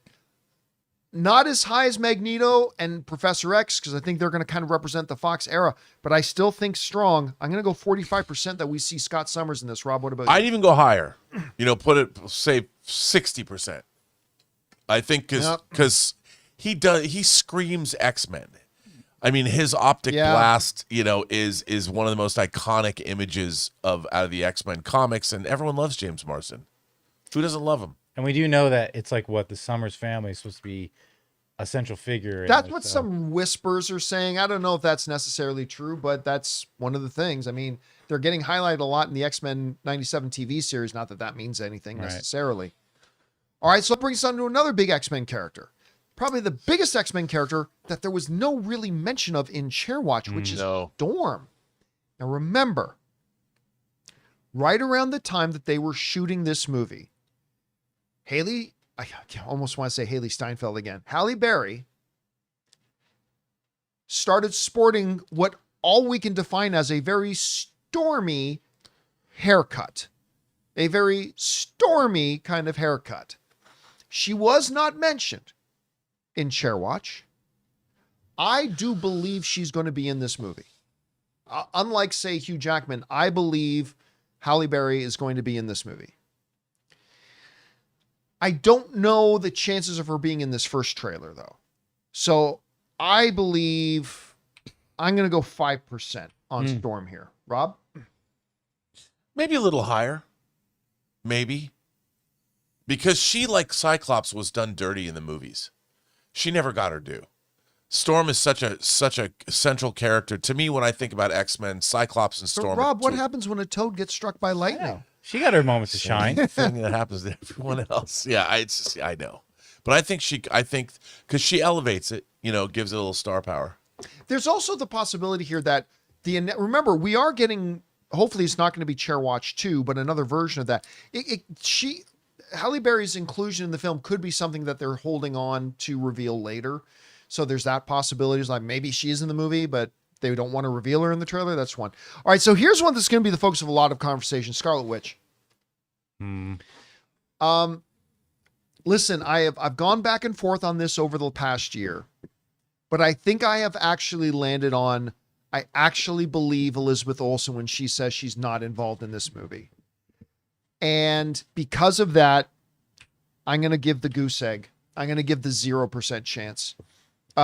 Because much like Hugh Jackman or whatever, even if she's in it, that ain't going to be revealed yet. And like I said, I think I have actually landed on believing her when she says she's not involved. She's not in it. She has said she would be open to coming back sometime, but I really believe her when she says she's not in this. So I'm going to go I think my only big 0 on this one, Rob. What about you? Okay. I'm going to disagree. Yesterday, I don't know I watched an interview with her, a recent interview, and she was asked about returning to Marvel. And it was a female reporter. I don't even know what she was promoting. And she just got uncomfortable. She's kind of was, and I'm like, so now you're reading body language? I'm telling you, I'm reading. Look, this is all part of the fun. She's a professional actress. She would know how to hide that. All part of the fun. All part of the fun. Not only, I'm going to do you one better. I think their twister pop at the end of this trailer, the twister meaning the cow going into the camera in the first Twister trailer, is going to be Doom shows who some of his allies are. And As Doom is Wanda. going to be standing there, and one of those people is going to be Scarlet Witch because he went and got her in the multiverse. He went and found her. Not only that, I wouldn't be surprised if it's Scarlet Witch and her kids. And it's something, because you need an end. What is the end of this trailer? And I'm telling you, ejaculation of excitement is going to be, I'm going to get my oh my God moment when the end of that trailer's got to be, you got to hit hard. They're not man. letting you back in Harkins. I know. I like for me, hard. that final trailer shot is camera on Doom, and then the camera goes around behind his head, and you see he's standing across from Charles and Magneto. Like, to me, that's your moment. I mean, But that's not Avengers moment. It's got to be Avengers because it doesn't have to be. Remember, this part of Avengers. Because the X-Men are going away. True, but I think a part of the purpose of Avengers, Doomsday, and Secret Wars is setting up the X-Men universe. And I think, remember, we're talking about they want to create pop and hype and all this kind of stuff. And whether it's this character or that, it's about what's going to make the pop. And I think that makes the pop. But I mean, I could be wrong about that. All right, let's go to a couple more. Shang-Chi, who I think the best Marvel movie since Endgame. He's one of the new faces. They just highlighted him a lot in the new What If series, which wasn't very good overall, but still, they highlight him a lot. I think he's one of the new faces, and I think they're going to highlight him. I'm going to go 70% that we see Shang-Chi. And that, maybe there's a little bit of my own bias in that because I like the character so much, but I really do think they consider him one of the new faces of the MCU. I think I think it is probable that he's in this trailer. Rob, what about you? I totally agree. And not only that, I think we're going to get a welcome to the Avengers moment where like Sam Wilson shakes his hand or something. All right. So, guys, let's open it up. Rob, what are some other names that maybe I've left off of here that we should include? Or maybe let's ask you guys in the live chat. Hawkeye. Ooh, let's put Hawkeye in there. All right. Again, no official announcement that he's going to be in here. I almost said Mark Ruffalo, not Mark Ruffalo. Jeremy Renner. Jeremy Renner. No official announcement. Jeremy Renner. Now maybe they're pulling what they did with. Remember, Jeremy Renner was not in Avengers: Infinity War, but then he came in Endgame. They could be playing the same thing there. I'm going to go 15% on Hawkeye. What about you? I'd say that, yeah, because now he's got a little bit of social media problem, but we'll see. I mean, I think he's going to be in the movie. Well, all right. I have one. What about Peter Quill? Oh, well, okay. I already got this. Let me do that one okay. next. I've got this name listed out. Let's Okay. start with Loki. Again, there's some thought. Look, if we're heading into Secret Wars, right? So and they don't have a Molecule Man. So Molecule Man can't be that big MacGuffin. No, Loki is. It could be Loki. It could be Sentry. It could be Reed and Sue's kid. It could be, I mean, there's several all of those possibilities. things. Yeah, it could be several of them. They did announce Tom Hiddleston, right? In Chairwatch? Yeah. I believe they did. So because he's already been announced, because of the way that ended, because Loki is such a popular, he's my fourth favorite character in all the And MCU. he's been in the Avengers. He's been played roles in the Avengers movies. You know. I'm going to go 69%. Oh, boy. Again, Just for you, Jonathan. my ejaculation of excitement.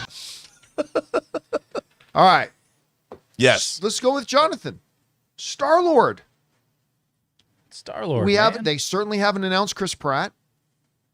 Listen, the last Guardians of the Galaxy movie ended with Star-Lord will return. Haven't seen or heard of anything else since. But again, we haven't heard of anything. So it's one of those situations, again, Rob, where even if he is going to be in it, do they reveal him now? Don't know. I'm going to go 18% on Star-Lord. What about you? You know, I'll go there. I would say that might have been a reveal that they would hold on to along with Wolverine and Deadpool and whatever. You know, like they come get him or something. Because they're also building a narrative with these. The marketing of this movie is going to have its own narrative. So this is teeing it up. It's almost like an act 1, act 2, act 3 of marketing these movies. Mm-hmm. So I don't think he's going to be in this trailer. All right. Somebody else in the live chat brought up this one. Daredevil just made his return on Disney Plus with Daredevil Born Again. Did not have the ratings they were kind of hoping for. Look, I'm going to give this a chance. I'm going to say 1%. Listen, they've been saying a lot of things lately at Marvel over the past 6 months or so that they are really going to start dividing the TV Disney Plus characters and the movie verse. I really don't think there's much of a chance that Daredevil pops. I don't think there's a place for a Daredevil in this. I'd see him as a Secret Wars character anyway. He's going to show up in whatever the. I don't think he's going to be in either. I really don't. But we're talking about the trailer for the first one. Yeah. I don't think he's going to be in the trailer. So both you and I think it's a really small chance. All right. People are also saying in the live chat, Black Panther. We don't have a Black Panther right now.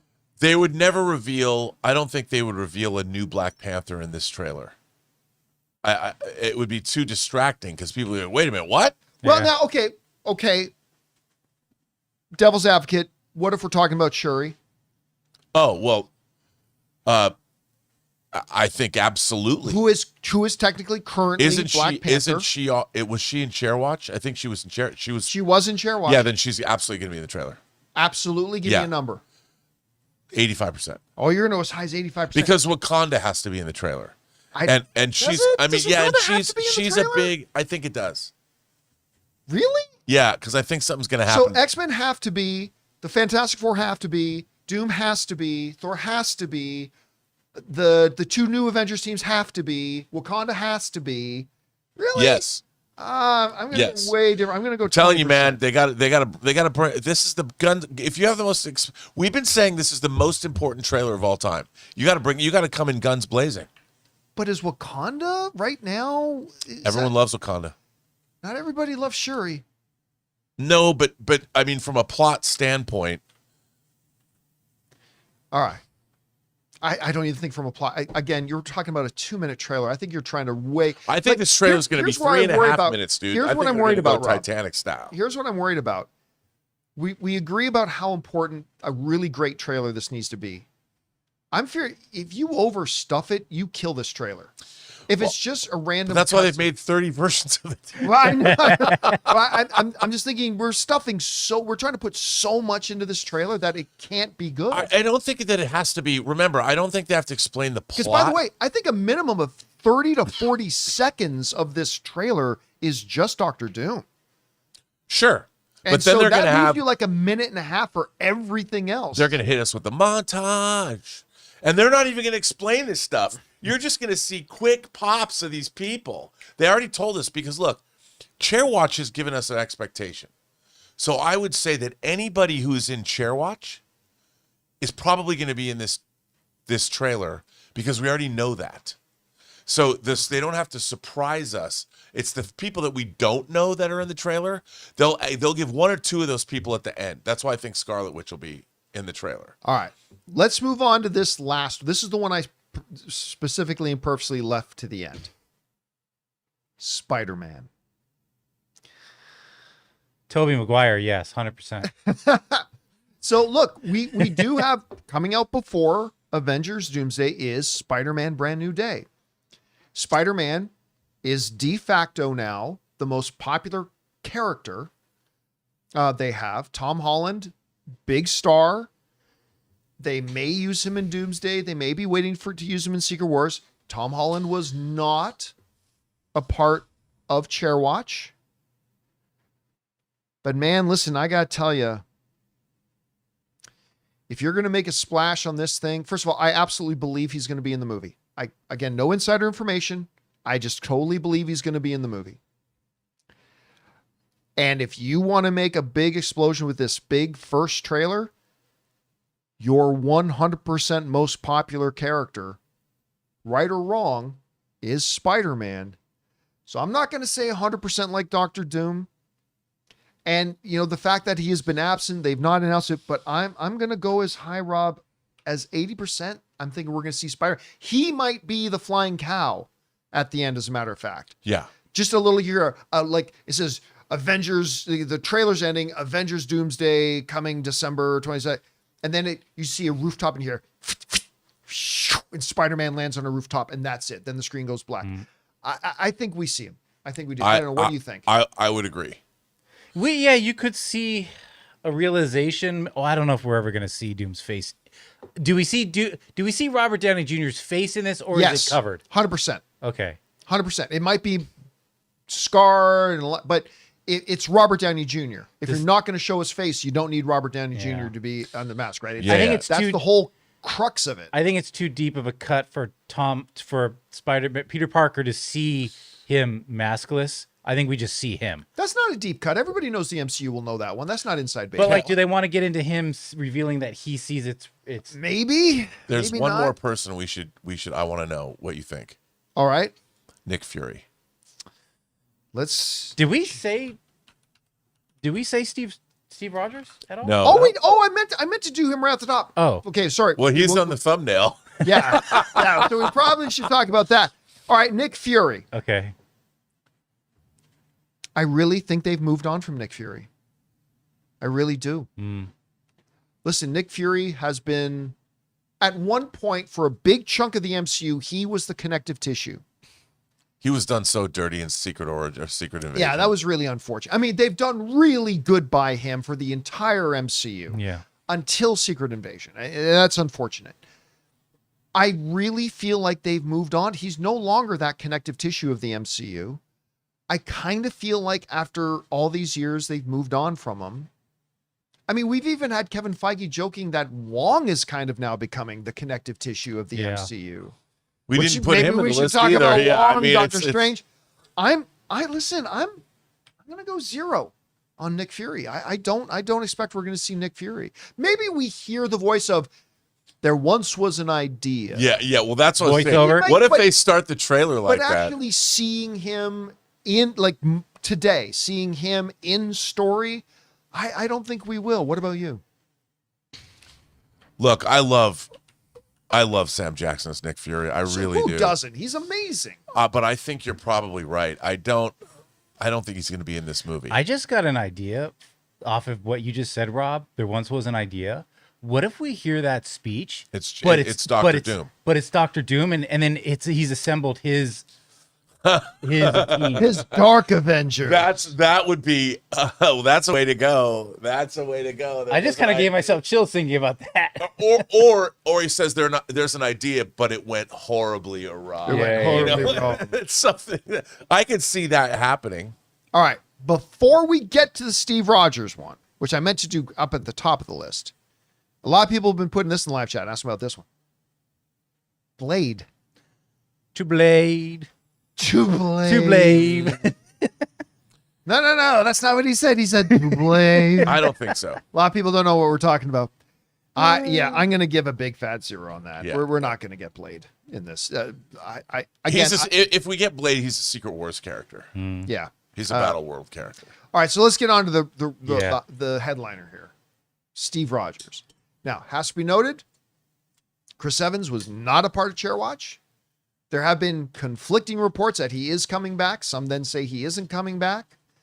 Chris Evans, on his part, has been very coy about it. All that kind of stuff. Like saying, oh, yeah, man, now I see the trailers and I feel jealous. Oh, man, I want to be there. Again, another potential flying cow moment. Yeah, that's what I was saying. He's at the end with Doom's team of people. He's Captain Hydra. He's not Captain America. He's going to be a multiverse. I don't think they'll do it because they're story already on top of a story on top of a story. I'm telling you, it's multiverse, dude. What if there's a tie-in to the fact that Steve returning those gems screwed up like the multiverse? Yeah, there's created versions. Or better yet, he shows up with Peggy together. Well, either way, in costume but listen, to fight. I still contend. I think the single best moment in the MCU is in Infinity War as they're attacking Vision and Wanda in the subway station. And then all of a sudden the music plays, the subway train goes by and stepping out of the shadows is Steve Rogers. To me, that is the best moment in all the MCU. Right up there, like when Thor shows up on the battlefield in Wakanda, saying, "You guys are screwed now." Like that's also pretty damn great. I mean, I'm not 100% sure he's in the movie. I like to think he's going to be. He would be an amazing, like, again, if you just want to crack the internet wide open, there's several things you can do. So I'm going to go 30% on this. I don't feel comfortable going higher, but I'm going to go 30% on Steve Rogers. What about you, Rob? I think so too. All right, 30 on Steve Rogers. A couple more quick ones. We haven't mentioned Doctor Strange. And now in the story of Secret Wars, very important character. Yeah. Very important character. We don't really know what they're doing with Doomsday, but he's, again, kind of a big character. I'm going to go 20% on Doctor Strange, Rob. I think that's fair. All right. Because, again, he's a character that disappeared. All right. Namor. Namor. Well, he was in Chairwatch. He was in Chairwatch. Yeah. He was just in What If. Granted, he was a mindless thing of the Death Queen or whatever, but I don't think it's important. I'm going to go at maximum. I'm going to go 10%. What about you? Yeah, I don't think he necessarily needs to be in this trailer. All right. How about this one? Paul Rudd, Ant-Man. Now, I don't believe they're ever going to make another Ant-Man movie, but I do believe Paul Rudd is still in the MCU. Yeah. Do you think we see Ant-Man in the trailer? I'm going to go. I think he's in the movie. I'm going to go 5%. I also think he's an Avenger. Is he with? So he's absolutely an Avenger, but I'm going to give 5% that he's going to be in the movie. But he's not a new Avenger, right? He's under. No, he's Sam Wilson. Sam Wilson. Sam Wilson's Team Wilson. guy, He's Team Cap. All right, and the last one we're going to do here The last. is Captain Marvel. Oof. Not in Chairwatch, I don't believe. Correct me if I'm wrong, but I don't believe Brie I Larson remember seeing Brie Larson. was in Chairwatch. Again, one of Kevin Feige's absolute favorite characters, though. I see her in Secret Wars, but I don't know about this. Yeah, you know what? I just don't see, even if she's in the movie, I don't see any need to put her in the trailer. I'm going to go 0 on this. I don't think we're going to see her at all. Because what are you marketing it? You got to think about that. Yeah. I have a theory. I've just come up with this theory. This theory is the only people that we're going to see in this trailer are people that are in Chairwatch. The only people. Those are the only people that are going to be in this trailer, except at the end. And at the end, they're going to give us characters that weren't in Chairwatch. That's going to be the pop. So that could possibly be Scarlet Witch, Steve Rogers, Wolverine, Spider-Man.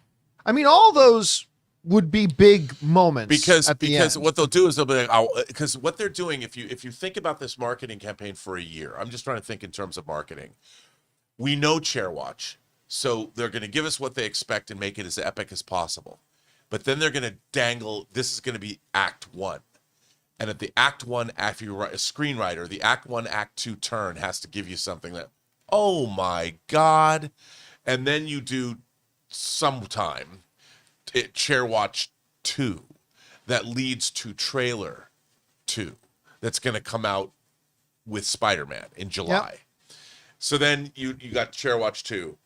And then the third trailer is showing us some epic. I mean, that's the true ejaculation of excitement. But they're going to give us that. So I think that's how it's going to work. Now that I'm thinking about it in terms of, because this marketing campaign has to be, this trailer can't just be the greatest trailer of all time.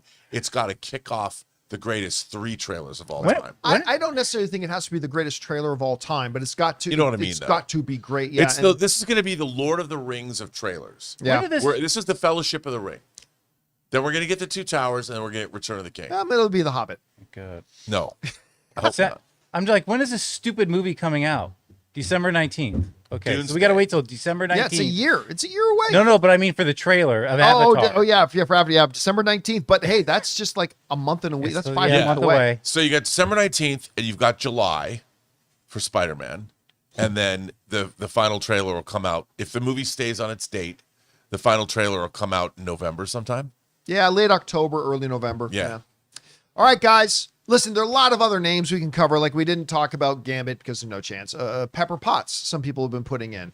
Other names. I mean, we could go on and on and on. But what do you think about this? Which chances do you think? Remember, we're not asking who's going to be in the movies. We're asking who in this 2 minutes, 120 seconds, maybe a little bit more, maybe a little bit less, are they going to spend time on to show in this trailer? Do you got some favorites? Do you really think we underestimated some people? Is there somebody we left out that you think is absolutely going to be in it? Whatever you guys think, jump down to the comment section below and let us know your thoughts. All right, guys. With that down, it's time for us to move on to the most important part of the show, which is taking your live comments and questions that you guys have been sending in during the show. But before we do, we got two things we got to do. First, bid good afternoon to writer, director, producer Robert Meyer Burnett. Great job as always, my friend. This We'll is a see you fun tomorrow. segment, John. This was a good segment. A lot I of like food this one. for thought. This is a good one. And the second thing, of course, we have to do is take a moment and thank the sponsor of today's episode of the John Campea Show, our friends at Zapier. Guys, we want to take a second to thank the sponsor of today's video, Zapier. You know, one of the biggest game changers of the past year has been AI. But let's be real, just talking about AI doesn't actually make your day any more productive. What does make it more productive is finding tools to put AI to work for you. And that's where Zapier comes in. Zapier is the easiest way to take AI and plug it directly into the apps and processes that you're already using every day. No IT bottlenecks, no complexity, just results. For me, it's been about saving time on repetitive stuff so I can focus on the work that matters and I actually enjoy. And it's not just me. Over 3.4 million companies are already using Zapier to streamline everything from sales and marketing to IT and HR. With their AI orchestration platform, you can connect top AI models like ChatGPT or Claude right into the apps you already use. So whether it's automatically enriching leads, coaching your sales team, or even resolving IT tickets, Zapier makes it simple. Guys, join the 3.4 million companies already automating with Zapier and transform how you work with Zapier and AI. Get started for free by visiting zapier.com/Campea. That's zapier.com/Campea. And thank you to our friends at Zapier for sponsoring today's episode of the John Campea Show. All right, guys, we're now going to go over and start taking your live questions you're sending in. By the way, I'm going to be turning off the super chats in about 3 or 4 minutes. So if you still have a thought, theory, opinion, question, observation you want to make, go ahead and fire it on in. You got a couple of minutes to still do it, but then I will be turning off the super chats and we'll just answer the ones we already have. All right, Jonathan, what we got up first? All right, Alex is up. We don't get asked about this very often. What do you think about Dolly Parton's 9 to 5 movie? Saw it several times in my childhood. Need to rewatch it. I love 95. I love the song. I love the movie. You know what? And one of the stars of the film we just recently lost. Yes. What's not Dansby? He was in Cloak and Dagger, and he was in Boardwalk Empire, and I keep forgetting his name. He was Tom Hanks' dad in that Tom Hanks Meg Ryan movie was You've Got Mail. I think he was Tom Hanks' dad, and You've Got Mail. He was also in War Games. Dabney Coleman. Dabney, not Dansby. Dabney. Dabney Coleman was in that. Yeah, look, I'm not going to lie. I haven't seen that movie in like 30 years, but I remember I saw it when I was younger, and I loved it back then. Such a great song, too. It was like one of the all-time great songs. Don't. Yeah. But I remember I loved it when I was a kid. Oh, yeah. I used to love it as a kid. All right, what's next? So Alex is back, says, hi, John and Jonathan. Did you see Hugh Jackman's Song Sung Blue trailer? Yes, I did. Seems like he gives a very good performance. Looks like an interesting story. So for me, it's on a Christmas movie because I like to go see a movie on Christmas Day. It's gonna be Marty Supreme, but it was between this and Marty Supreme for a minute. Yeah, I mean, look, it looks great. And by the way, Kate Hudson looks like she kills it in there too. Really does. And was she not in that movie with Huey Lewis, where they're like, oh no, that was the movie with Huey Lewis? Yeah, he also acts, and he's a karaoke singer, but that was actually I gotta think of that actress now. It wasn't her. And they're actually karaoke stars. Okay, no, I'm not familiar with it. All right, what's next? We got That was Alex already. We got Tony Reyes, who says, great, you're traveling to the great state of Texas. My wife and I will see you in Dallas next time. Bring Rob along. That's going to get crowded in the car if you do that. Oh, well, the nice thing is about the van is it's plenty big, but then Rob's got to have 2 weeks literally. He can just be away from home, so that's difficult. Yeah, I'm really looking forward to coming to Texas. I mean, I am really sorry that you have to be the home of the Dallas Cowboys. That's a sad thing. But other than that, I'm really looking forward to visiting Texas. Cannot wait to get there. By the way, our Dallas, Texas movie meetup is shaping up to be our biggest one yet. It's a really big theater and it looks like it's getting close to selling out. So I'm really excited about, by the way, I'm spending a couple of days in Dallas because I'm going to be getting there the day before the movie meetup. So I can go to that same theater and watch the Amazon early special screening of Wicked for Good. So I'm going to see that in that theater on Monday night and then sticking around for the movie meetup on Tuesday. I'm really looking forward to it. The movie I was thinking of was Duets. It was with Huey Lewis and Gwyneth Paltrow. Oh, I totally forgot about that movie. I think a lot of people did. All right, what's next? John says, hey guys, what are you most excited to see from the X-Men reboot and why? I prefer Scott Summers front and center, similar to Florence Pugh in Thunderbolts leading the film. Yeah. I mean, look, to me is whenever somebody asks me, what do you want to see in that movie? My general template answer is I don't care. I just want to see what they want to give us. I just want to say, hey, filmmakers, I'm ready. Give me what you got. What are you inspired by? What's the story that you've got that you're going to tell? What is the thing that got you excited? That's what I want to see. But as I kind of alluded to a little bit earlier, I think the one big mistake of the Fox X-Men universe, which I loved, was they completely did Scott Summers dirty. They completely underutilized Cyclops and completely underutilized James Marsden. Now, obviously, outside of Endgame or Secret Wars and Doomsday, James Marsden is not going to be the MCU Cyclops.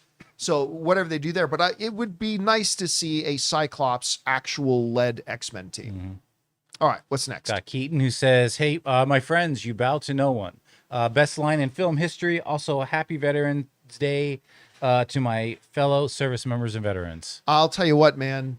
There are a number of moments in film history that every time, without fail, chokes me up. And I kind of like my brain, like and when the King of Gondor says, my friends, you bow to no one, and kneels to these hobbits, I just thinking about it, I start to get emotional. It is truly one of the greatest movie moments in history. To me, absolutely one of the greatest movie moments in history. I just love that scene so much. All right, what's next? John says, bringing back Fox's X-Men ruin the anticipation fans have for the 28 reboot? Example, I want the best Cyclops moments, save for the new actor. It's no, because it's a different character at a different time. Mm-hmm. Yeah, they're both Cyclops, but it's going to be a different character. It doesn't rob anything of anyone of anything at all. What's great in one movie does not take away something from that's in another movie. So no, I would say absolutely not. I have zero fear or worry about that. Make this Cyclops in these movies awesome and then make the new Cyclops awesome. It's like saying, oh, well, if they give a great moment to Deadpool, that means you can't have a great moment for Thor. Sure you can. Yeah, absolutely. So 100%, there's nothing to worry about on that part. I mean, look, maybe they'll be bad, but it won't have anything to do with whether, like if the new Cyclops isn't good, it'll have nothing to do with the fact that they gave the Cyclops in the movie a really great role. Their two won't be connected at all. All right. What's next? Mr. Hank Dunn says, Jimmy Olsen getting his own show is awesome. I hope it'll be like an X-Files of the DCU. The Monster of the Week. P.S. Richardson as Wildcat. Yeah, I've heard a few people mention Richardson as Wildcat. I don't really see that myself. But it would fit kind of with what he said about being a messy kind of a character. That would certainly fit. As far as, what was the first part? X-Files, that's just it's going to be X-Files of the DCU. Oh, yeah, I get, like I said, that to me was better suited for the Randall Park, and I keep forgetting the girl from 40-Year-Old Virgin and Two Broke Waitresses. Oh. Two Broke Girls. I keep forgetting her name, but she is wonderful. But that's a show they Marvel really should have done with those two characters coming out of WandaVision. Yeah. They totally should have done that with them. I mean, maybe it's so the concept is intriguing to me. I hope it works. I hope it's awesome. Again, I just don't see the rationale behind it right now. I hope it changes my mind. All right, what's next? We got a super sticker from Hollow Lord there. Oh, just to be supportive. Thank you, Hollow Lord. And then let's see, we got Hollow Lord says, "Hi John, have you seen Now You See Me 2 popcorn box?" No, I didn't. Why well, actually, it's Now You See Me 3, isn't it? Yeah, Is it's this Now You See Me, Now You Don't. This is the third film of the franchise. Why would you do a popcorn bucket for that movie? I know, it's kind of weird. But no, I have not seen it. I hope it's good though. All right, what's next? Chris says, John, how likely do you think it is that Lucasfilm will re-sign the original version of Star Wars for the 50th anniversary? You mean re-release? Not re-sign. Re-release, yeah. In 2027, since they did so at the British Film Institute earlier in the year. Trying to figure out what I'm allowed to say. 100%. That's all I'll say. A hundy, baby. Can't say anything else. All right, what's next? Just like Doom in the Doomsday trailer. David says, want to thank you and the team for what you guys do. I'm a manager at a Regal, and I've been recovering our recliners, and the show has passed the time. Oh, thanks so much. You know what? I love how many theater GMs I hear from all the time. Like people who work at theaters, but a lot of like straight up GMs at different movie theaters. I absolutely love hearing that because, again, to me, movie theaters are church. I love this. They're my favorite places to be.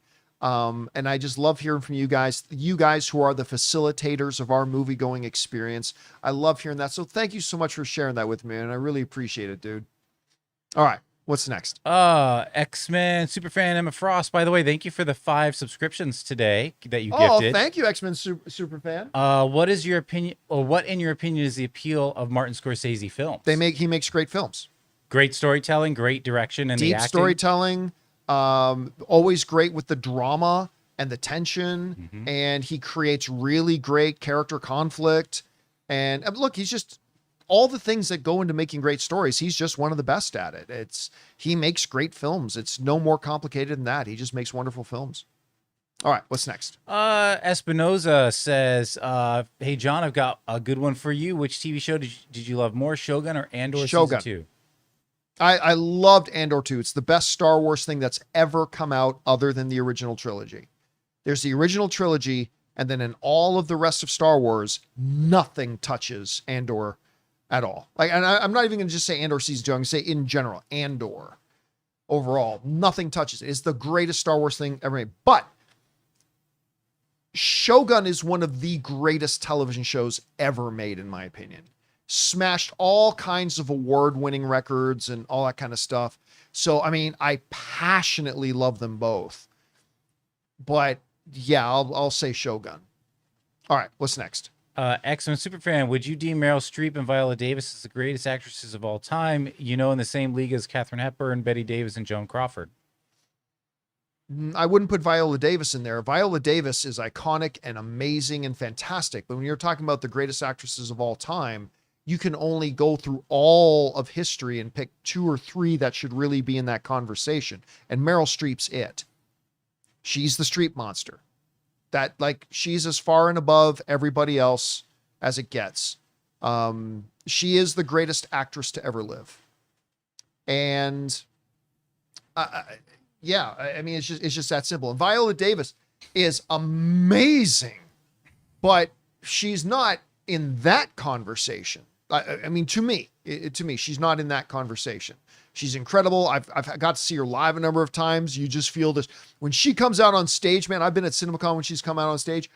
You feel like the Holy of Holies or something. Like you feel it when she walks on stage, right? She's that kind of presence, but I don't think she's in the conversation of just like nobody else is in that conversation of the top 2 or 3 greatest of all time. So yeah, I'd say it's Meryl Streep and that's it.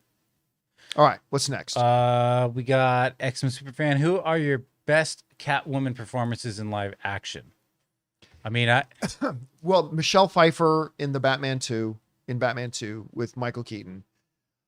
And the one that really surprised me. Look, I like Anne Hathaway. I do. She's an Academy Award winning actress. But I thought it was a very odd choice when they announced that Christopher Nolan had picked Anne Hathaway to play Selena Kyle in The Dark Knight Rises. I thought that was again, she's a great actress, but I thought that was a very odd choice. I think she was the best part of that movie. I really do. I think she was phenomenal in that. And so I'm surprisingly going to say Anne Hathaway.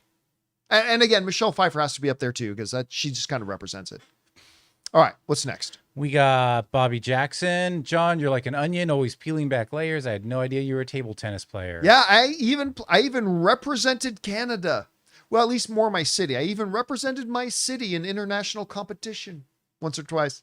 Don't get me wrong. I am not one of the world's greatest ping pong players, but I'm a pretty damn good ping pong player. I've always loved it. And it's always me and my brother used to play all the time. And anyway, yeah, I played it a lot. Anyway, what's next? Stunna Williams says, James Gunn going down the drain like Snyder.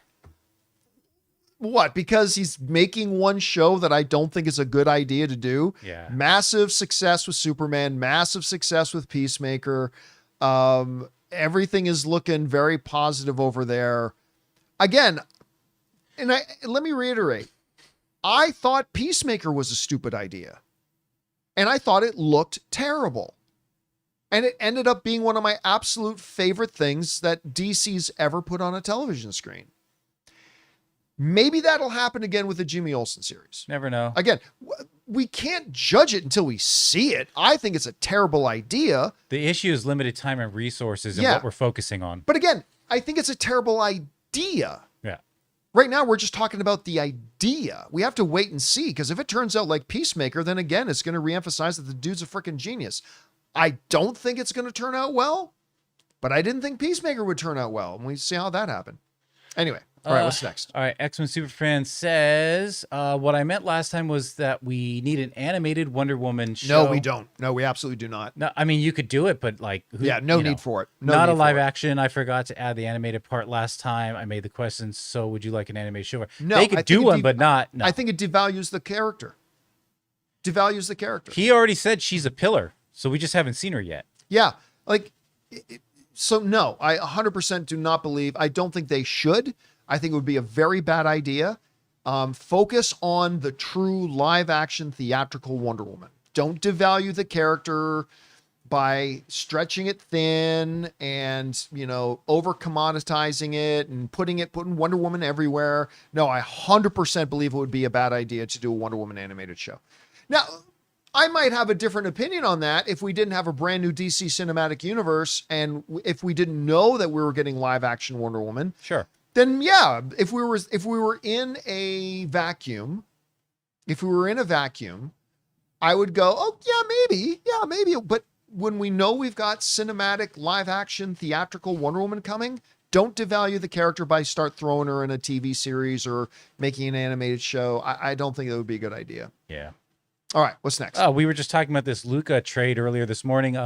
Duck says you weren't happy with JJ as the Lakers coach, but how do you feel about him now? The Luka trade was so big, it actually made me a basketball fan. Yeah, well, one has nothing to do with the other. JJ Right. didn't. He didn't make the deal. Yeah, JJ is not the general manager of the Lakers. JJ did not go out and get Luka Doncic. I still stand, but listen, I've always liked JJ Redick, but I think the Lakers would be in a better position right now had they gone out and gotten somebody who has ever coached once in his life to be the coach of the LA Lakers. They literally went out and got a guy who has never coached a day in his life to be the coach of the LA Lakers. And again, I like JJ Redick. And I just think with the roster they have, they should be in a better place than they are. That doesn't mean he can't evolve into something great. I'm just saying, I still think they should have gone out and gotten somebody who had some coaching experience to coach the LA Lakers. But yeah, the Luka trade, Man, what Patinkin? What's the GM's name of the Lakers again? Rob? I call him Rob Lowe because he looks just like Rob Lowe. But I mean, that dude pulled off the heist of the century and by the way, did you see the Dallas Mavericks GM got fired today? Right. The guy who traded away Luka Doncic.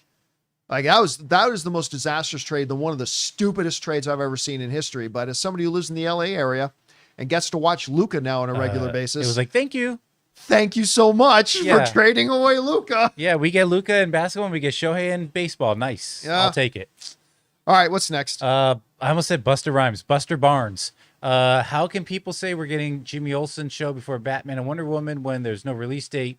It's just in development like the rest. Sure, but it's already further ahead that they've actually got it announced. Wonder Woman's not announced. Wonder Woman's not announced. Just heard that, they're working on ideas. Look, it is possible that we get a Batman or a Wonder Woman, like a not world's finest, a Brave and the Bold or a Wonder Woman thing before we get the Jimmy Olsen thing, sure. But I just, again, really now that's what we're putting our time and resources in at the beginning of this cinematic universe is a Jimmy Olsen show. Really? Again, I hope it turns out to be the ladies love him. Yeah, they do. I hope it turns out to be just like Peacemaker, but yeah, doesn't look good. Anyway, we'll see. We'll see. Again, I'm just talking about the idea. We'll see how the real thing turns out. All right. Are there any more? Yeah, some of these we covered in the in the segment, but don't know if you said it. But Spidey, which we covered that one. Yeah, and then Ant-Man and Doomsday trailer. Yeah, we covered that one. This one's kind of interesting. Jerry says, "Do flashbacks from the past films count?" That's a very good question. I would say no, that doesn't count. Right? No, I don't either because you could just throw in anyone. So like that, if they throw in a quick 1-second clip of Chris Evans as Captain America from Civil War, that doesn't really count. Yeah. That's a different movie. That's something completely different. So no, I would say when we're talking about, at least for me, when we're talking about who appears in the trailer, we're talking about today. And it's original as something from this movie. Footage from original footage. Thank you, Jonathan. That's the best way to put it. Original footage. We have 3 more if you want to cover them. Oh, let's get through them quick. So we're already over time here. Green Bastard. Do you think they will introduce variants in the trailer other than Doom? And as for yesterday, St. Thomas is where Jumbo the elephant was killed. I don't know who Jumbo the elephant is. That sounds very sad. I don't think so. But listen, technically speaking, in this idiotic multiverse nonsense that they're doing, technically speaking, every character you see is a variant. Yes. From anyone else's perspective, you're a variant. Yep. Every character is a variant. Yeah. Stop being so egocentric, guys. We're all variants. Like I said, one of the coolest things, it's that somebody proposed once, and I've said it a few times on the show, but when somebody brought up, what if it's not that Victor is a variant of Tony Stark? What if Tony Stark's a variant of Victor? Right. Well, every character, remember, this is not Earth 1, this is Earth 616. Every character we see is a variant. Right. Now, I do know what you mean when you ask the question. I'm guessing no. But we'll see. All right. 2 more. Harvest K says, hope you have a chance to check out the mega gas station convenience stores Buc-ee's as you drive through Texas. Gas station, I mean, likelihood you might. You know what? They're not just in Texas. No, they're, yeah. I had a chance to, we did stop at a Buc-ee's or 2 on our last movie meetup tour. But I will definitely stop at them again because they're great. And Love's. Buc-ee's and Love's are great because, especially if you're doing these long distance drives, because you can pull off, you can sleep for 5 or 6 hours if you want. They have I have a shower in the van, so I don't need it, but you can literally go and they'll have showers that you can use that are super clean. Yeah. So I'll definitely be stopping in one of them. All right. Here's our final one. All right. D-Wild. Both Avengers teams, F4 and X-Men, all within quick team shots. That's how they will give us a lot of such small package individual shots not needed. Yeah, like a tracking shot, I imagine, but not a story. Like they're looking up or something. I don't know. I want a good trailer, not just a trailer packed with as many faces as you can. just packing a bunch of faces in doesn't make the trailer, doesn't move the needle, doesn't shake the world, right? And like I said, I think a good chunk of this trailer is just going to be dedicated to Victor and him. And so that only leaves so much other time. My question for everything they put in the trailer, my question will be why?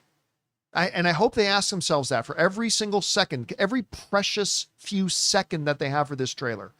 Why are we going to put this person in right now? Do we have to have them in this trailer right now? Right. And does this actually make for the best trailer possible? Mm-hmm. And if it doesn't, don't put him in there. You don't have to show the Fantastic Four team. You don't have to show Yelena's team. You don't have to show Sam's team. There's one character you have to show, and that's Victor. Then everything else should just be building blocks to build on that and never feel like you've got to just meet a quota list. So we'll see. If they can find a way to do it and do it great, fantastic. But other than that, I don't think you have to show anybody other than Victor. I think that's the one you got to have here. We'll see. All right, guys. And that'll do it for today's installment of the John Campea Show. Thank you so much for being here, making our little show part of your day. Big special thank you to all you guys who sent in the questions. Number one, because you gave us great fun things to talk about. But number two, you supported this channel as you did it. And all of us involved with the show. Thank you guys so very much for your support. Don't forget to come on back and join us again tomorrow. We'll look forward to seeing you then. So, big thanks to Robert Meyer Burnett, our technical producer, Jonathan Voico. See you guys later. My name's John Campea, and until next time, my friends, bye-bye.